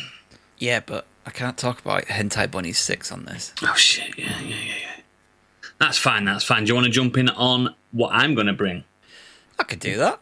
Would you like that? Because I've been playing a game and completed a game that I know you've played and completed as well, Stig. Big release. Huge binged release. It quicker than I've binged a game in a long time. You finished it quicker than me. Massively. We finally got, after years of waiting, our Metal Gear Solid remake. What's its official title? Is it Metal Gear Solid Delta? No, it's Metal Gear Delta. Metal Gear Delta Snake Eater. So it's not a third one. It's a that scared shit out of me, that. Okay, no. No more nails. My ass. Someone fell down. Anyway, yeah, Metal Gear Delta Snake Eater. So there's no 3 in it. There's no Solid in it. And it came out. It is the warts and all visual. I'm going to say this visual remake of Metal Gear Solid 3 Snake Eater. Now, I've just pulled the trailer up on Steam, and it starts with the boss's arse in a one. Now, this game came out before games got woke. Because there's some cleavage in this, there's some asses in it, and there's naked men and dick grabbing. Stig, what were your initial impressions when you first loaded the game up? You heard that music, the world was split into two. You know what I mean? All that shit. I mean, it just takes you right back, doesn't it? I absolutely adored Metal Gear Solid 3. When it first came out. It's one of my favourite games ever. It was doing things back then, which... Yeah, beyond reckoning, wasn't it? hadn't been done before. And it was just a continuation of Metal Gear Solid 1 and 2's batshit stories. And I actually think this is the simplest story he's ever wrote. but it's probably the easiest one to grasp. It really isn't. I get why they've not put 3 on this, because if they're going to remake them, it's a great jumping on point. Chronologically, this is the first game. Metal Gear Solid 2 can be very confusing. Fuck me. If you aren't paying attention, then you've... I mean, he did predict the world completely. Completely in that. But yeah, I have a few issues with this, Stig, believe it or not. I have some issues, don't worry. I think it is too safe. The remaster, remake, whatever you want to call this is the same game, but it looks prettier. Like, to the point where it is literally the same game with expanded controls and a few more quality of life improvements. Like, it's hard to describe it because, like, Gadget's never fully played it, but in the original, and Stig will remember, you had to pause every time you wanted to change outfits, every time you wanted to eat and stuff like that. On this one, they've made it easier to do that. You had the menu down the bottom, right? You had to scroll along the bottom, right? Not even that. You can still scroll through the menu. You can still scroll through the menu, but now it uses the D-pad to allow you to quick select your camouflage and stuff like that, which makes the game a lot quicker, in my opinion. It makes it a lot faster. And the new, I don't know if you played with modern controls, Stig, but I did. Yeah, of course. And I much preferred it, but I think it made the game extremely easy because of that. Like, it made it really easy to play. Like, there was some absolute physical gymnastics you were doing on the original game. Like, just to do stuff. Like, if you remember, I specifically remember, if you went into first-person mode on the original game, you had to hold, I think it was triangle, first-person mode, then hold square to aim your gun, and then let go of square slightly to shoot your gun while moving L2 just to aim it for. Now it's modern. It's very modern and it works. What's your issues with the game, Stig? Well, firstly, just graphically, first, the good stuff for me is graphically. I think it's stunning, great. Yeah, they've given it a really fantastic overhaul. It looks how your brain thinks it looked. Yes, it does. And then when you actually look at what it looked like back then, yeah. So what happened? So I had to. Do you know what? As well, I skipped a cutscene by mistake. Yeah, so I went onto YouTube to watch the cutscene, but I had to watch the old version. I was like, oh yeah, like awful. I forgot how bad this game and how yellow it is. Yes, I played it with the action filter. The action filter. Action filter because I thought that looked the best. It did look the best. I played it with that as well. So I think if you're a fan of that, like, you'll feel right at home with it because it's just a faithful recreation. Very faithful. It's got a new injury system that leaves like permanent scars. Oh mate, like, at the end, right? Bandages, which is really cool. My snake looked disgusting. Yeah. Mine had like a really cool scar, like running from his ear to his eye. Mine had a full burn from his chest to his abdomen, and I couldn't get rid of it. It just stayed. I like that though. If you get shot and stuff, Gadget, like if you get shot really bad, like you can see bullet hole through his chest and it comes out of his fucking back and stuff like that, and it remains for the rest of the game. You can't get rid of it. He's all scarred up. But there's people that have done like no hit runs and stuff like that, and they've just got a clean snake by the end. No, my guy was battered. Yeah, mine looked like fucking Rambo. But like you said, the new control systems, completely welcome. Oh, yeah. But I was hoping for more substantial quality of life improvements. Yeah. I think the movement is still really clunky. Like, when you get knocked down, you've got to, like, kind of get back into kneeling position, then stand up. Yes. It's not quick. Could it kill them to put a dedicated fucking run button in? Because when you're getting shot, running away at a leisurely jog, he not doesn't ideal. run. He doesn't run. The thing is, right, the last Metal Gear I played was 5. Snake sprints to fucking that. Yeah. Like, he can run across Afghanistan in an hour. Why can't you... Why can Snake not run in this? Like, you're getting shot at and you're like, fuck me, I can't get away. He just runs like that like a T-Rex. Yeah.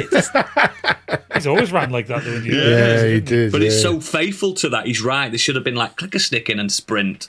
For a game that's released in 2025, they should have gone a bit further. I believe so. I feel it should have been given like a Resident Evil 2, Silent Hill 2 treatment. A little bit more, yeah. I think people like Gadget, who probably thought, yeah, great, I finally get to play the game. I was like, yeah, maybe play the game for the story and the fun of that. But do not expect a modern feeling game. It doesn't feel modern. Even when you're like leaning against a wall and looking around the corner, you might accidentally just not be leaning against the wall anymore and just get straight out into the enemy's side. It's like, huh? And you're shot. Yeah. Because in this game, he doesn't have a health bar. He has a stamina bar and a hunger bar. So when you get shot, your stamina goes down and you can't heal then. You can't just take a ration and heal. So he's very weak in this game, Snake. Very weak. I mean, he is green. They keep saying, he's green in the battle. He's just a child. Even though he's like 30. He's been doing this for fucking... Yeah, he's a green beret.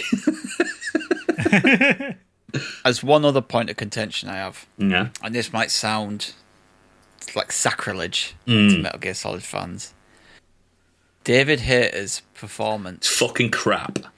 It sounds so shit by today's modern standards. Yeah, there's a massive issue. I've got it with the voice acting because we've had great voice acting from Kojima. Like, I've recently just finished Death Stranding 2, which has got one of the best voice casts on any game I've ever fucking played. And then he'll go, so I'm in Russia? He answers, every sentence has got a question at the end. Oh, yeah. And I don't get why he's done it that way. Well, I mean, again, it's always been like that. A hind D. Yeah, but he'll do stuff like, he'll go like, Eva, are you here? It's like, yeah, of course it is. And I will say stuff like, tastes good. When he eats stuff. Like, he repeats so many things back. Like, it's like, I've never known a man who has to just like repeat it. But when he goes, when the Major Zero goes, Snake, this is the virtuous mission. Did you say virtual? No, he didn't. Yeah. He didn't, because that word didn't exist then. And so, right, I think the problem is, in 1998, it was great. Yeah. You compare Metal Gear Solid 1 to something like Resident Evil, and Don't it absolutely open that door. It shits all over it with voice compared It to does. voice. And I think that the rest of the cast got better, but David Hayter didn't. No. And he actually admits that. He said that we went back and recorded a few lines for this. Yeah, and he hates the fact that he couldn't just re-record the whole thing because he thinks he's got could do better as better. an actor. Yeah. And he can do better. But he said, I couldn't do it because it wouldn't be faithful and people would just complain that they changed Snake's voice. Yeah, like even in Metal Gear. Oh, 'cause he's also 20 years older as well. His voice is No, but in Metal Gear 4, David Hayter's way better in that as Old Snake. Yeah. It's way more nuanced and he's not Is it asking Kiefer every single Sutherland question. in five. 5, is that right? Yeah. Yeah. Yeah, there's a reason for There that. is a reason for that. I think the rest of the cast shows him up because they're pretty decent. Everyone else is Yeah, pretty they decent are. in They are there. really good. Yeah, I genuinely think like you get your rich monologues from like Volgan and stuff, and you're like, do you know what? I don't hate this. And then you get Eva when she starts getting like sentimental and stuff. You're like, yeah, I don't hate this either. And we found out recently that Eva was voiced by Ariel from Little Mermaid. Yeah, do you know who voiced the boss as well? No, Diane Simmons from Family Guy. You know, the news reporter. no fucking way. Every time I hear the boss now, all I think of is fucking Diane Simmons from Family Guy. No way, fucking. But yeah, the voice cast is genuinely great, apart from David Hayter, and he has the most lines in this. He does not shut up. Old fucking Naked Snake does not shut up ever. He's the most. Even when he's getting tortured, shut the fuck up. He's like a kid. But yeah, that is the biggest negative. Is the actual him. I've got a question The main for you. guy. Because of the price of the game versus picking up the original collection, if somebody was like, I want to play these games, There's would no you reason to get recommend this that over the other remake? one. Or would you say the other one? It has does all have three? what to me, which is the biggest change in this game, and not many people are talking about it. And it wasn't in the original. It's got the crouch walk in this game, which it did not have in the original. You just don't remember it. You can't crouch walk in the original. You can either walk or prone. crawl. Yeah. And in this, it's got the crouch walk, which is like a little bit of in between, which makes the game feel more fluid and dynamic. Do you know, like, you played Peace Walker, didn't you, Gadget? He like crouch walks, doesn't he, as well? He does. And it just makes the game a little bit smooth and a little bit easier to be stealthy. And I think, is it worth 70 quid for the crouch walk? No. But this is the best looking Metal Gear game that's ever been made. And Is there go on. Is there anything for the colourblind mods Yes. for this camouflage game? Yes. I didn't look, to be honest. I'm sorry. There is. Some accessibility options would be. It's the first thing I checked. It's got thick outlines if you need them. It's got some differentiating. thank fuck. It's got shapes if you need them. Because I will get this. However, I will not pay the 70 quid. What is it? 70 quid on Oh, Steam? I managed to get it's it like for full like price at the minute. 58. Yeah, it's 70 quid on Steam. I'm not paying that for it. No, I wouldn't. No. No. Because I think I'll wait till I get it for 25. I think it's a real top tier remake in terms of doing a 1-for-1 with a few bits here. It's got some added lines in it. It's got some modernised lines. Like there's bits where Paramedic, for instance, talks about Shin Godzilla, which no shots Godzilla -1. -1. That's it. She talks about says maybe one day they'll win an Academy. It'll win an Academy which Award. didn't exist in the last one. There's a lot of codec ones. Because I heard that line, I thought, if that's a prediction, that's a fucking good prediction. They've got quite a few of the codec things changed. Because if you remember as well, they had to change it when they released it on Xbox as well. Because instead of saying press the action button, they used to say press the X button. Do you know what I mean, to do this? So they did change it. They've gone through it a few times. And if you remember, there was a 3DS version of this game, and that was all Nintendo-ified. But speaking of which, have you actually played this Snake vs. Monkey minigame? No, I played the Snake versus Bomberman, and I was like, Did you have Snake vs. Bomberman on yours? Xbox, isn't it? It's not PlayStation. Oh, so on the one I play, it's Snake vs. Monkey plus Astrobot.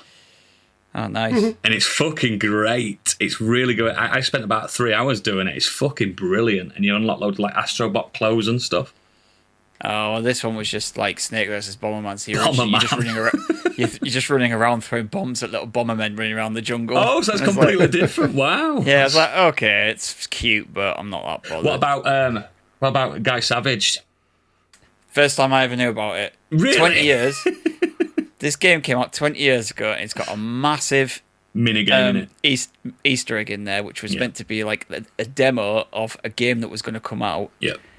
And there's only one specific way to get this, by saving at a certain point in the game, going out the game, And they've remade the Easter reloaded egg. back into that, and they've remade the Easter egg. And I didn't even know about it, and It's it came up. mint. And I was just like, "What?"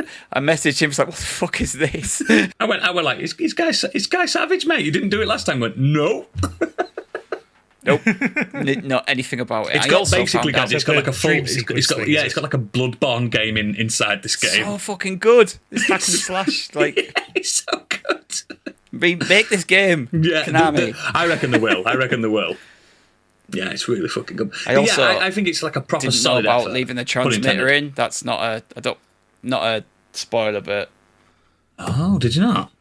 leave the transmitter in is what I've heard. I've watched a clip of what Yeah. happens if you do. So It's so funny.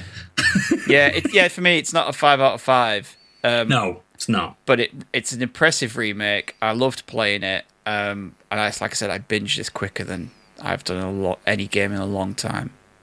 Really enjoyed just playing it again. Side note, Volgan looks like Matt Smith. He does look like Matt Smith with scars all over his face. Yeah, but and bulked up. But every time every now and again, I looked at him and goes, he just looks like fucking Matt Smith. It's weird. Yeah. It's a fucking solid game. Again, pun intended. But it's not worth the money it's currently asking for. That's what I'm saying. Also, one last thing. Sorry, I found out that the sexy girl posters were replaced by them now. Yes. So Konami went to the one girls of them's in got the a baby in posters her hand. and said, "Can you send us a picture of you now, and we're going to replace you in the game with with your version of you now." Apart from one of them is still a sexy girl picture. So I looked at that and I thought, I wonder if that's her now. And she just thought, nah, fuck it. I want my currently my bikini on there. I tell you one thing as well, but we have to touch on the politics behind this game. Konami have not got rid of Kojima's name or anything. They've not. There's no bad blood Yeah, it still says directed by Kojima. They've really like pointed it out as well. Like, because there were a lot of people saying, "Oh, they're going to blank him out and stuff," but no, it's all there. It's all like the special thank you to Kojima and Kojima Productions, and thank you for all the hard work in the credits and stuff. A lovely little like memory to him. And in real life, they've patched up a little bit. Obviously, he's never going to go work for them. He makes more money than fucking them now. But it's nice to see. Pachinko machines.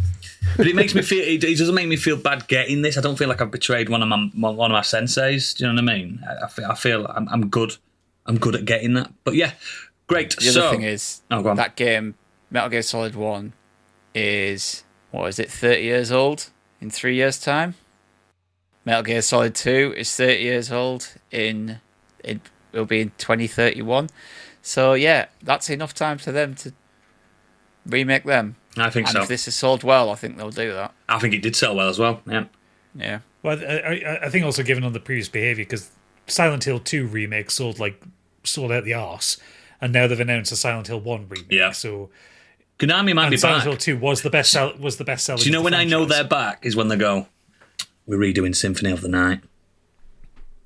That's when they're back. That's when they're back. My babies are back. But yeah, let's move on to what Gadget's been up to. So yeah, I've been playing a game this week. One of the best games of the year. One of the games that everyone should play. A little game called Star Wars Outlaws. No. Actually, I have been playing that, but it's. Do you know what? Star Wars Outlaws is the definition of popcorn gaming. It's a solid 6 out of 10. My only real issue with it, it fucking constantly crashes on PC. Does it? Pissing annoying. And there's no fix for it. It's been out a year. Fucking get it sorted, Ubisoft. Oh, they've probably just left it at this point. Oh, good luck with that. Yeah, good luck. Yeah. No, but what I've also been playing, and what I believe 3 out of the 4 of us have been playing. A little game? And what nearly 500,000 other players were playing at the same time. Mm-hmm. There is just this tiny little game called Hollow Knight Silksong. But it's not coming out. It's never coming out. It's never coming out. I got a surprise for you, Doodles. It's fucking out. You mean I'm 22 hours in on it already? It finally exactly, we finally got it. Sure. Yeah. Do you know what? I'm going to admit something now. Here we go. Uh-huh. When they played that trailer a few weeks ago, the release date trailer. They showed the release date. Yeah. I may have let a little tear out. I may have got slightly whelmed up over it. Yeah. Yeah. I was just like, it looked incredible, and it's finally coming. It's here, baby. So, yes, if you are not aware, Hollow Knight was a game that came out in 2017. Fuck off! It had in 2017. My daughter was born in 2016.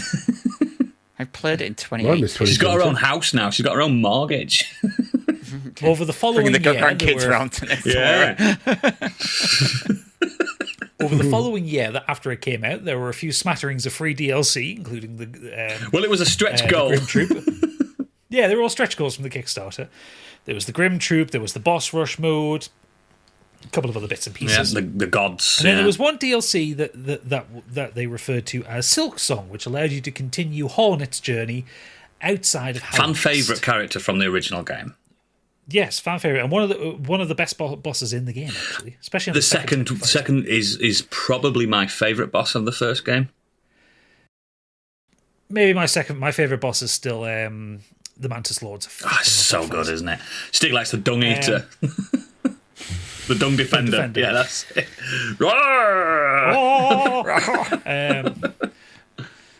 So 2018 came, and no Silksong. What about 2019? Did it come out then? No, well, in 2019, what they said was that our scope has kind of expanded on this one. We put a little bit too much into it. So it came out in 2020 then, didn't it? Sequel. Came out in 2020 then? Well, 2020, the world kind of ended. Nothing really came out, so it was fine. 21, 22, 23, 24? No. What about 2025?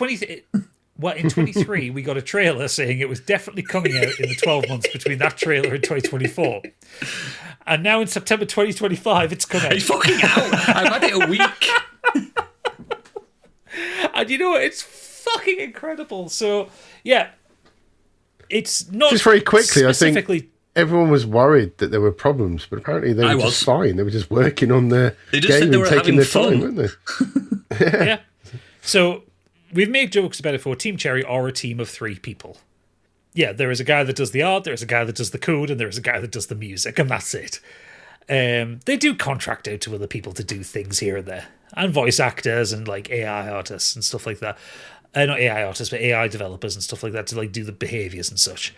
But functionally, yeah, Team Cherry is 3 people, and they have created a game that is fucking massive.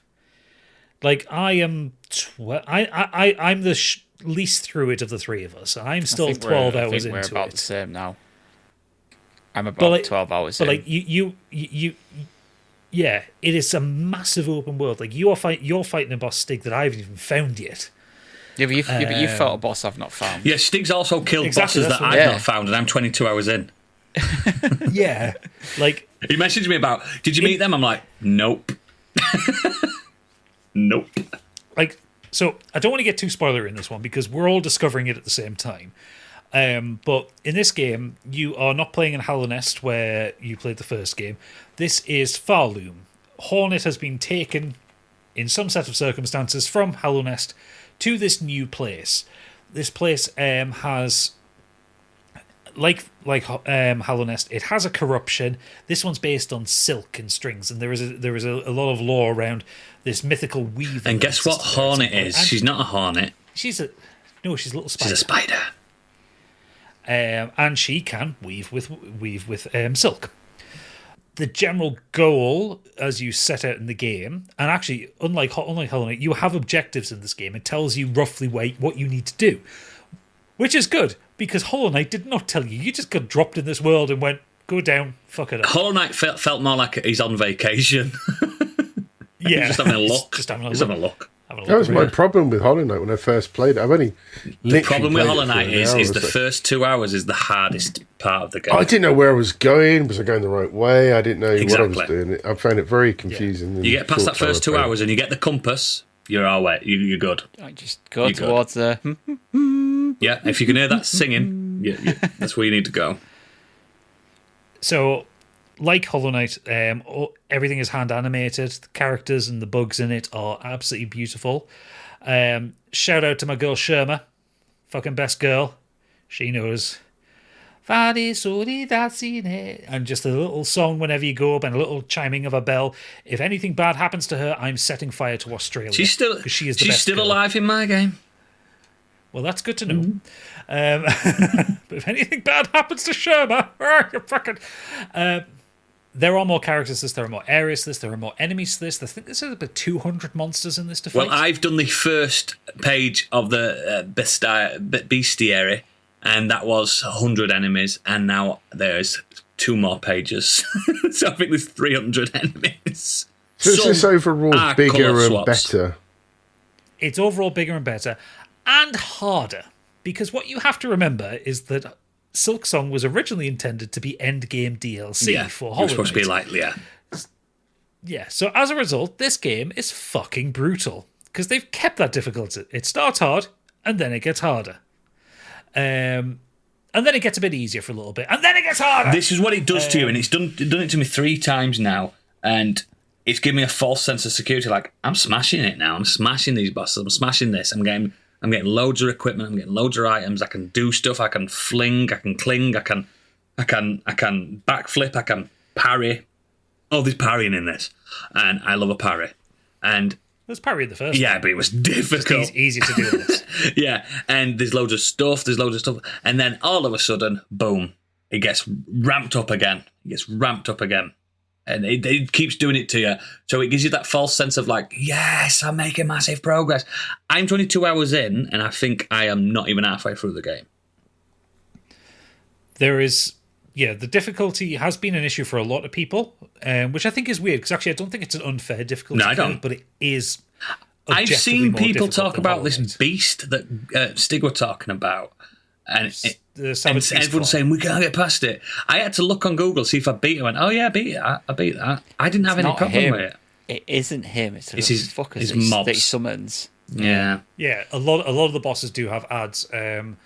Sister Splinter was a bit of a problem for me because she keeps sending those ones down that hit you multiple times. Yeah. There's a lot of enemies that will knock you for 2 HP every time and stuff like that. But the first patch is coming out, and apparently they're nerfing 2 of the bosses ever so slightly. That's fine. I mean, I've not had a boss where I've struggled, but that's me, and I'm a little different on these kind of things. I have razor focus when it comes to stuff like that, and I think the boss runs are tiny, which is great. No, there's a couple of them which are quite long. The optional ones are. Yeah. It's the There's only been Yeah, there's only I been got done one by that boss I've today. really. Did you? Lost. I swear down, right? I would have all the maps and all the markers by now. But you if lost I all your stopped money. Fucking collecting 400 odd money, going, right, I'll go buy something now, dying, and then dying on the way back to pick up my cocoon. Yeah. You know you can buy the necklaces, don't you? Yeah, I know, but you can only Yeah, you can do so many. hold up can't to you? 60 or something on it. And Yeah. I'm nowhere near to buy the necklace. That's the point. I'm like somewhere in the middle of arse knows, I'm just in the middle of nowhere.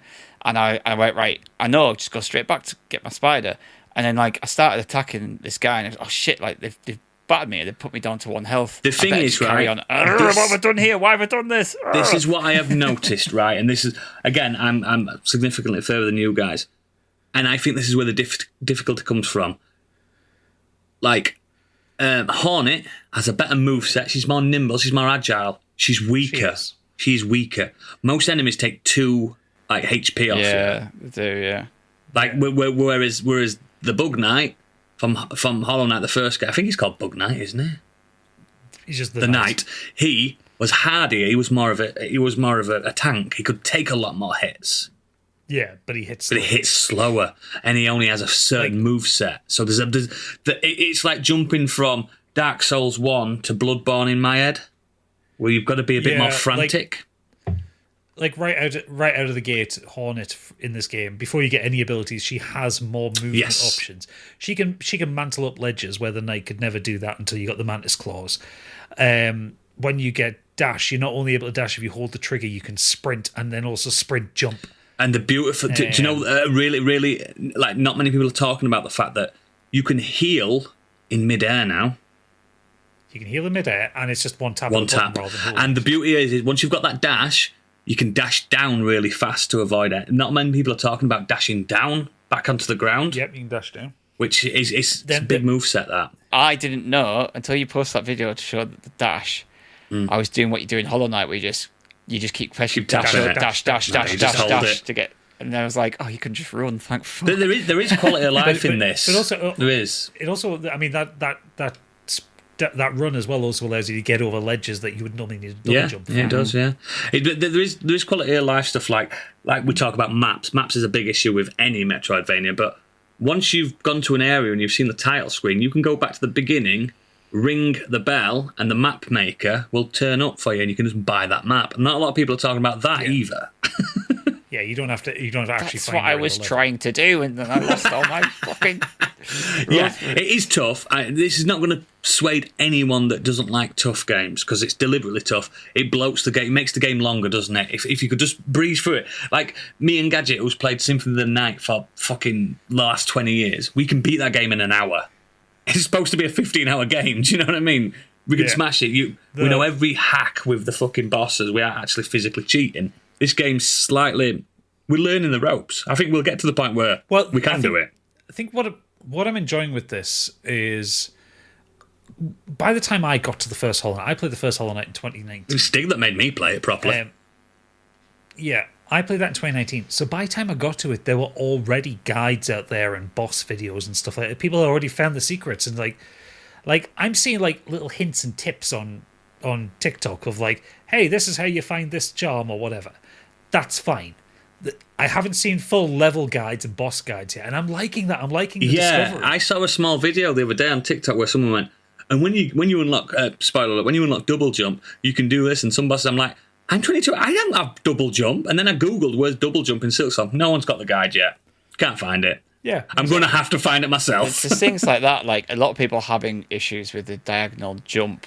and like jumping off. See, that's like, the thing. flowers I've unlocked a new crest that gives me a completely new moveset. Yeah, so have I. Yeah, the Reaper crest. So I do It the makes pogo downward jump slash now. downwards. I do a proper pogo, which is way better. The Reaper crest. I've got another crest that's shite. You do have other crests, and they kind of give you abilities. Like, just for example, Different movesets. one of the other crests that I found gives you it's a slower but harder hit. Yes, yeah, you can tank. The more tanky. Yeah. But it's shit because I don't want to I want to play this game fast and fluid, and I don't want to tank it. No. I like the Reaper crest because after you bind and heal, you get for maybe about 15 seconds afterwards. Every time you hit them, it spits out silk into the area, so you can get your silk back faster, so you can do more moves or heal again, which was really useful in the fucking Widow boss fight because I love she that was a boss. lunatic. I love that boss. Oh, it was great. Her and Sister Splinter, I Yes, think, so so far good. are my favourite bosses in the game. Although fourth chorus was great. You knew it was coming. 'cause Yeah, went you past him saw before you him. came back to You him. saw the bugger. But I'll tell you what now, listeners. If the quality of the animation, just to cut it a little bit short, real. because me and Gadget and Stig could talk about it. We could do a spoiler cast on this. The beauty of it is the fact that if you liked the last game, you're going to adore this. If you didn't like the last game, safely ignore it. But what I can say is, and hand on heart, this is the best Metroidvania I've played since Symphony of the Night. And that's my favourite Metroidvania. I think it's, for me so far, it's not better than Hollow Knight. I think it is. In the same way, at the minute, though, bear in mind I'm still an actor. Yeah, that's true. So it is excellent, don't get me wrong. I don't think it elevates itself above Hollow Knight yet. Well, do you know Act 1 is supposed to be where the DLC ended? Yeah. So I'm past that. I think so far it equals it. So that puts it kind of in a three-way tie for me between itself, Hollow Knight, and Nine Souls. Oh, you love Nine Souls, don't you? I need to go back to that. I do love It's Nine going to Souls. make me play Nine Souls when I finally get through this. Yeah, But you'll like it. it's weird because the problems that people have with this game is kind of the problems I have with like a Souls game. Is that I just struggle and I just Silksong and Hollow Knight are Souls likes. yeah, but I think that the type of game it is, the 2D action, like it's. I think all of that It's different enough. It's a Metroidvania. It's what keeps me entertained and what keeps me going back. I think that I just struggle with the 3D kind of Souls. Like I've given up on what's it, Wu Chang. Wu Chang. Yeah, I've given up on that as well. I don't know what it is. I just struggle with them. But these are, and like this Ori games, they're not as hard as this at all. But it's just that style of exploration, unlocking new and getting new abilities to go back to an area. And you go, ooh, now I can get to that bit that I couldn't. Are you using the badges properly on your map and stuff? I do recommend Not it. yet, because I keep fucking rosaries. Because I lose my rosary. I was going to go and buy them all. I've literally lost. I've lost about 1,300 rosaries. That's so much. Yes, You know how there's that one area. Biggie, the shite at games these two, mate. Grey something. Greymoor. I've Yeah, got no there's comment. a fuck ton in there, and I went right. I'm going to go back now. I'm going to unlock the fast travel. I'm going to go back, and I went, oh, what's over here? I was like, oh, there's a mini boss here. Dead. I died. So I went as I was going back to the mini boss. Just a normal grunt fucking did me in, that's the worst thing. When you let a little shitty grunt It's Dark Souls. just get the That's better what of you, Dark you Souls just is. like It's Dark you just Souls. like Yeah, I keep running back through the marrow to grind out from enemies the rosaries so I can actually buy shit. The marrow's the best spawn, like place to get the actual money. The grey, is it grey? Greymoor is the best place to get the bits for your items. yeah. Yeah. Oh yeah, that's another thing. You get traps and bombs. Yeah. and shit I've like got that. So some fucking traps, baby. I very very much enjoy the spike traps, which because Hornet used them See, against this us is it, right? in the second I've fight seen in the first people with game. this spike. I don't have that. Where did you find it, please?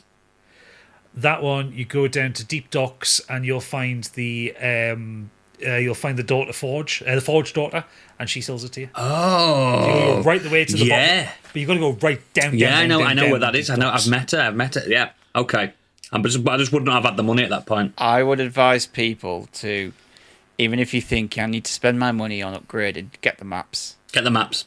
Get the maps, get the badges. So much. Get the fast travel, you're laughing. Do your wishes, do your favours. Yeah. Well, they're side quests, basically. They're side quests, but you get good shit for it. Yeah, so. my final thought on it, and this is mainly to Gadget and Biggie, because he's done it. And they're always in these games. The Anor Londo moment in this game is one of my favourite moments I've ever had. Excellent. So you know what that means. You know what that means. I know what that means. And it blew me away. And Act 2 is, it ramps up. The difficulty, the new game mechanics in Act 2 are just mind-bending. Because it becomes a survival game as well. Stig likes a survival game. He might love it. I've already seen a bit of the White Palace-y looking. Oh, I've done that bit. Fuck me. Now I'm dealing with weather. But anyway, yeah, it's great. We're going to have to move on. Have we got any feedback, mate? Feedback, yes. We have some feedback. Let's go. Starting off, he likes big butts and he cannot lie. It's Bobby Wayne. He does like big butts. He starts off with the classic Yorkshire greeting of now then. Now then. Oh, don't start that off again.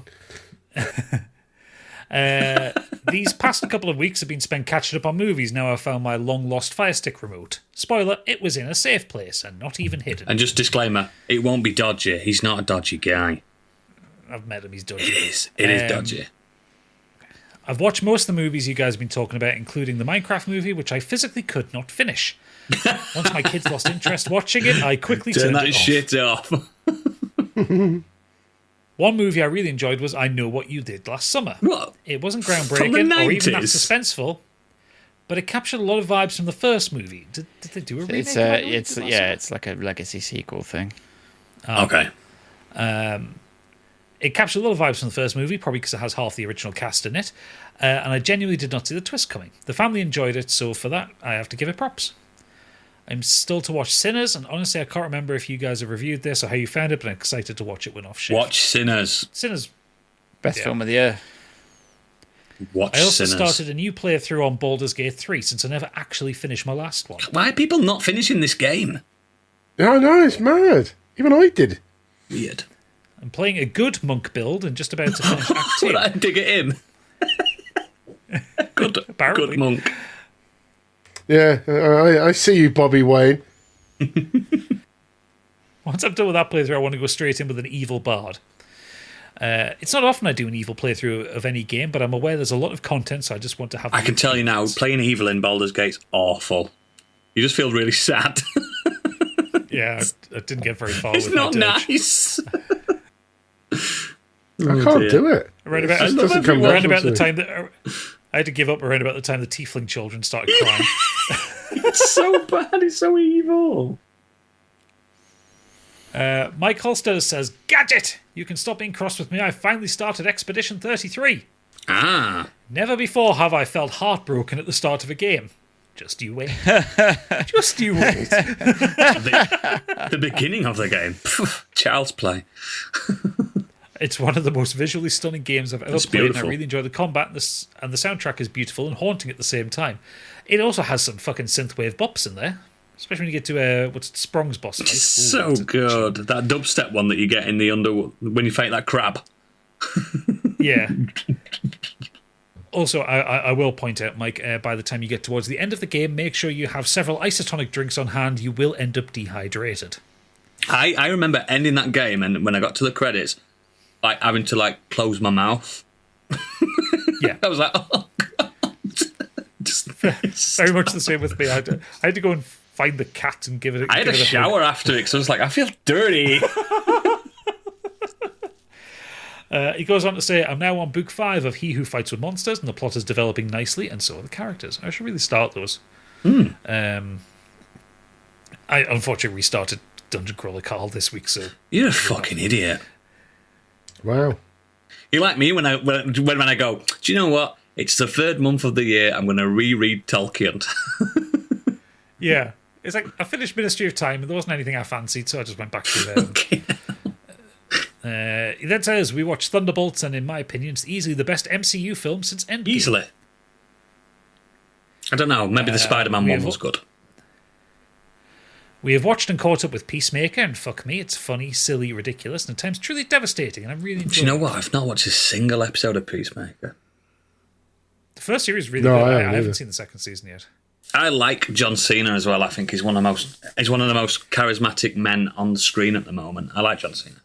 Actually, Peacemaker is a good showcase of that he actually can act. Oh, I've always liked him. I think he's good at a promo. He's And just as busy as Pedro Pascal, those two. Jesus. yeah, busy men, Yeah. busy handsome bastards. He then carries on saying, after catching up with Peacemaker, Beck suggests I join her rewatch of High Potential. Yes, it's another exceptional but troubled person helps the police and sees all the details the detectives missed, but as you may have guessed, that's one of my favourite genres of TV shows. It stars Caitlin Olsen of It's Always Sunny in Philadelphia as the lead character who has a cripplingly high IQ and has to solve all the problems she encounters or she can't sleep or switch her brain off. She is really funny and winds up the detective she gets paired with all the time. Currently sat watching K-pop Demon Hunters and I get the hype, it's great. He then says, I know questions are usually reserved for the green room, but just a quick one. What's your favourite non-chocolate sweet / confectionery? I think mine is Hai Chew. I love iChew. Mine confectionery is, and it's the opposite of what you're supposed to do with peanuts. I like the crisp coated peanuts. I do. No, I like them, especially the spicy. Yeah, but when it's like 12 grams is a serving. It's not. Oh, it's a hammer. I need fucking Jalapeno 450 and grams. cheese capable. Yeah, ones, no, I think. yeah. I mean, is that classed as confectionery? I thought It's in the confectionery was sweet aisle, isn't it? No. It's Okay. not. So non-chocolate confectionery, I think I like very specific. The Little Bakery Cronuts. Yeah, they're great. They're amazing. Oh, I like the pink shrimps you get from Corner Shop. They're good. Milk bottles, milk as opposed gums, to strawberry milkshake ones. Haribo. I like. Do you remember the Mr. Tom bars? The Mr. Tom. I do peanut bars? remember them. Peanut Yeah, caramel they're bars. great. They're really good. Fucking love. But them. I treat peanuts like sweets. I eat a lot of peanuts. The old school rhubarb and custard. Yeah. That they stuck on for ages. No, not them ones. Like the little Chews? the chewy ones. Yeah, Yeah, like they're Oh, the the chews. chew ones, yeah. They're Yeah, good. Yeah. they're like green and yellow, or pink and yellow, pink and green. Like they're all different colours, but like the little tiny little chewy ones. It might be a Yorkshire Oh, thing as the well, but do squashies you remember are Cop up there as Cops? They're like don't know Cop little aniseed. They look like cola cubes, but they're aniseed, and they're fucking amazing. Yes, don't remember the Squashies. name, but I remember. Squashy. Cop, you remember them, don't you, mate? You remember them. What's everyone's thoughts on the old non-Snugget, the Werther's I original? like them, but you can't like eat them 'em. anymore. They've been cancelled. I love that. Tell you what's better, even better, is the like more chewy ones with like the soft Yeah. centre. Yeah, I've had those. They're nice. I once snogged a lass at Leeds Fest, and she'd been clearly munching on them, and it were minging. Anyway, moving on. Xenos has been on, and she said, this week I've basically finished Stardew Valley. We haven't attained you perfection finish yet. Stardew Actual Valley? in-game Can you? There is a 100% I thought it was like The Sims. completion rate. No, you can eventually just get everything. Actual in-game stat, we're at 74%, but everything we have left to do for it is going to be grinding for money or crafting materials, so we're happy to call it there and come back occasionally to poke at it when we want to see the farm Nothing wrong again. with that, girl. Isn't that Clarkson the game? No. There's no Clarkson's politics in fine. Stardew Valley. With that more or less at a close, I've picked up Path of Exile 2 again. It's been a few months since I dropped that due to the devs shitting the bed spectacularly, and fortunately they seem to have cleaned everything up at this point. The game isn't hideously unbalanced in favour of the enemies now, although I'm still pissed off that they broke my extremely fun and genuinely balanced build from the last time. Is that the game that Elon Musk's the best at?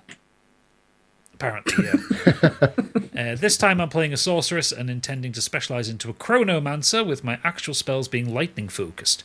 Unfortunately, I'm still finding myself to be kind of squishy at low levels because I don't have the power to slow everything that gets close to me, let alone freezing the entire screen in time. I'll get there eventually. Sure. Cool. I do have Path of Exile 2. I need to put some That's time the into free actually one, isn't it? It's free. Well, you pay for it now because that's An adventurous. founder early Yeah, access yeah, thing. yeah. I know what you mean. But yeah, it eventually will be free to play. Okay, last up, and this name I've given him today is based on something he is doing. Bad Boy, Angry Kurt. It'll become clear. Oh yes. I don't know what that means. I know. In the past 2 weeks, one of the games I started, which I've now finished, is the new DLC for Kirby and the Forgotten Lands on the Switch 2. Finally, I've had a Switch 2 game that has been worth the upgrade. You don't like Silksong, that's the problem. Sure, it's only short and more of the same, but given the base game was my third favourite Switch game after Breath of the Wild and Metroid Dread, that is no bad thing. No. It's about 3 or 4 hours, and I felt like I got my £13 worth out of it. That's awesome. I like Kirby. I've also been playing Gears of War Reloaded in co-op with Tig, and it's fun, but not exactly the same levels of remake treatment as something like The Last of Us. That's where Baird comes in. Baird's a character in. Are you saying bed I want or to play bed? Baird. Baird. Baird. Ah, right. Baird. He's a twat. Oh, is he? Okay. He comes good by the end. Yeah, of the series. but honestly, I remember playing that game the and me and first my game mates was were a just twat. like, "Shut up, Baird!"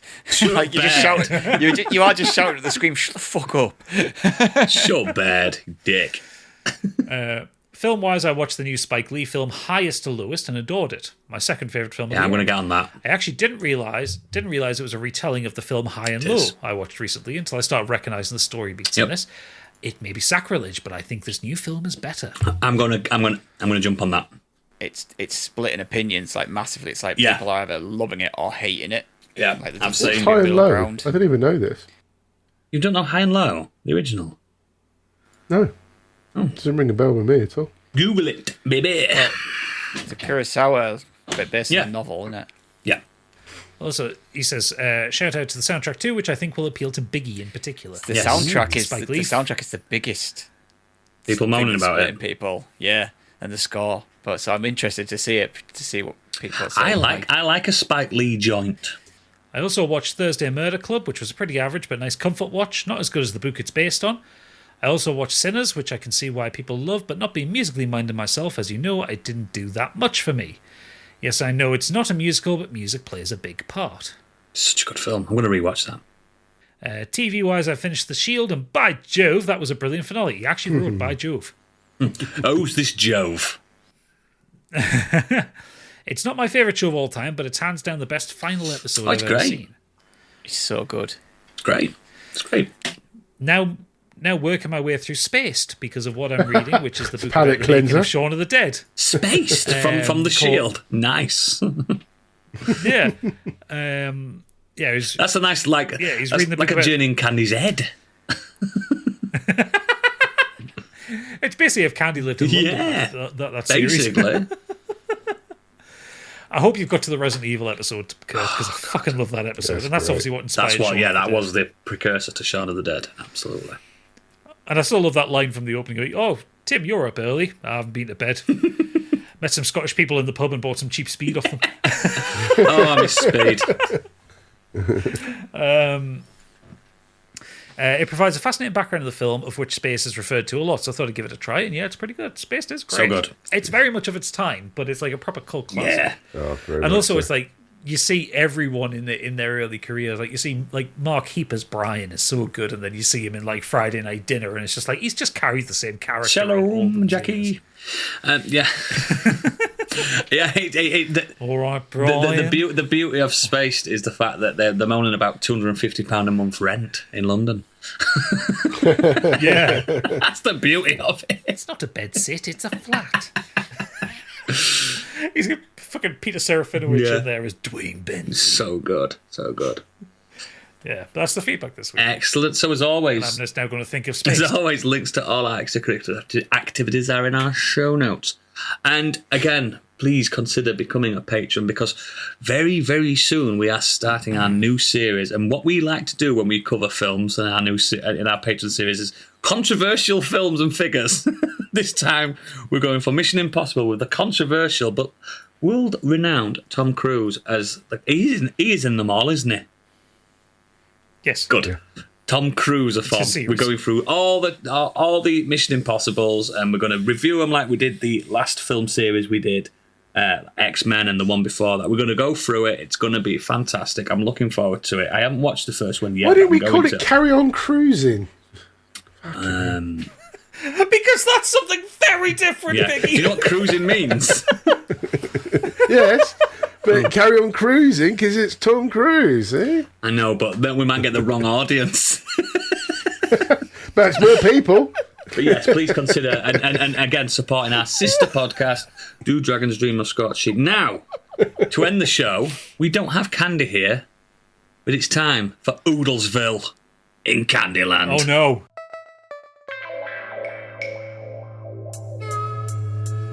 And now, what's up in Candyland?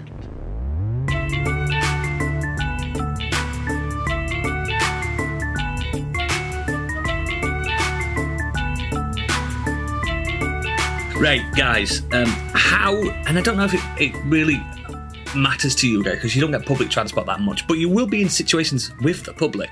How do you deal politely with bumping into someone you kind of know, but you're like wanting to like not talk to them, but you're stuck in a situation where like you want to listen to your music or your podcasts and they're just like chatting shit?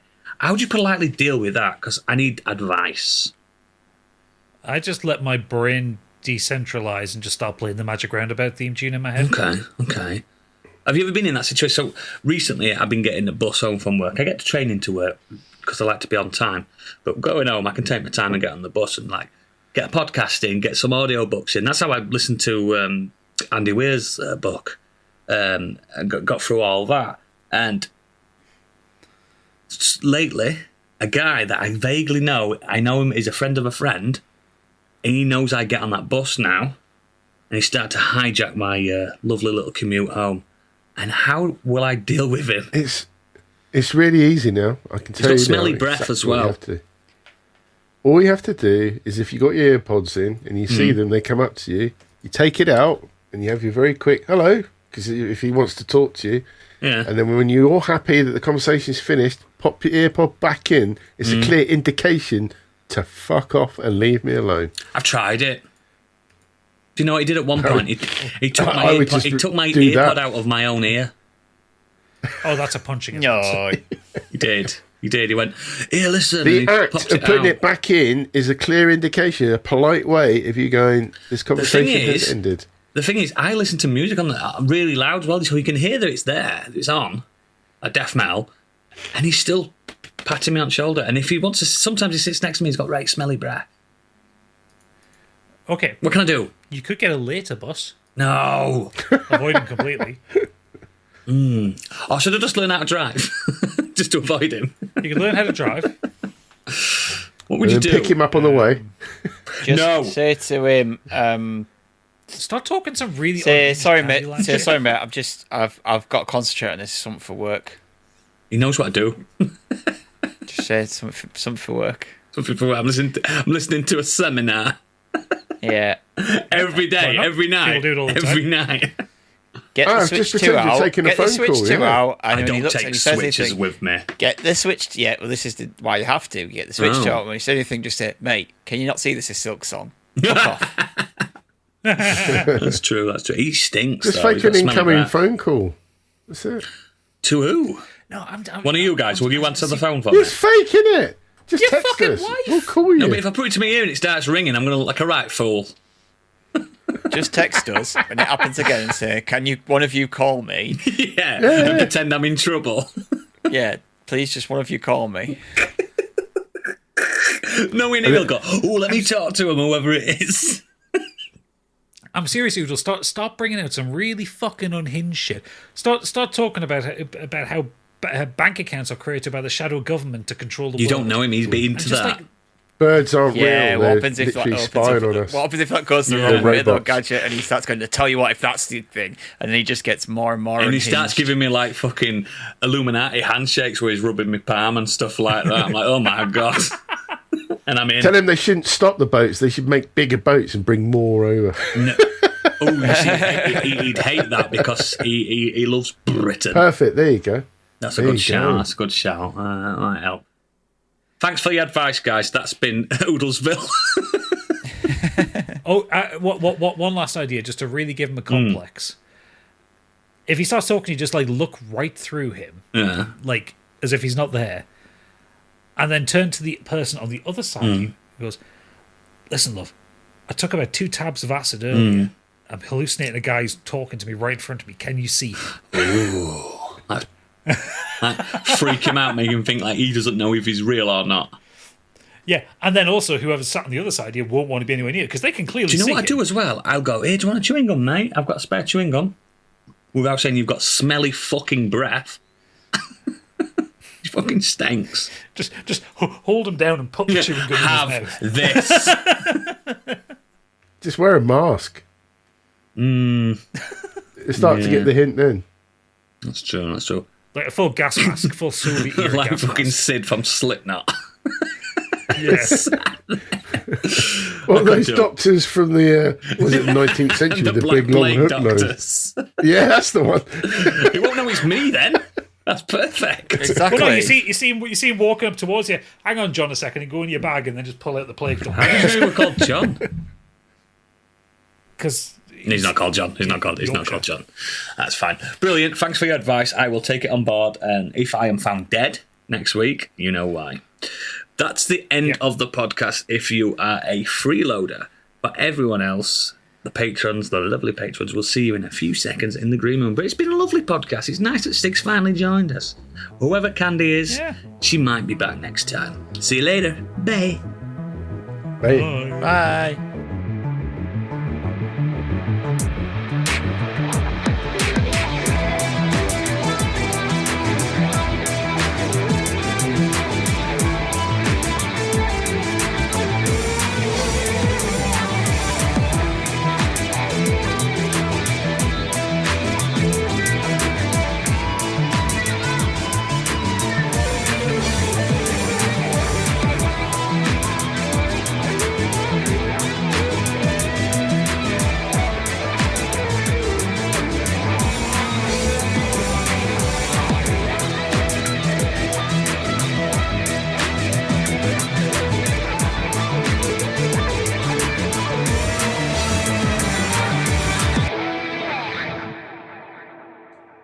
Sing us a song, Biggie, while we're waiting.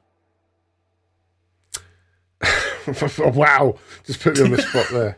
You used to sing us songs all the time. I miss it. Don't do any rapping with swear words in it. I'm out.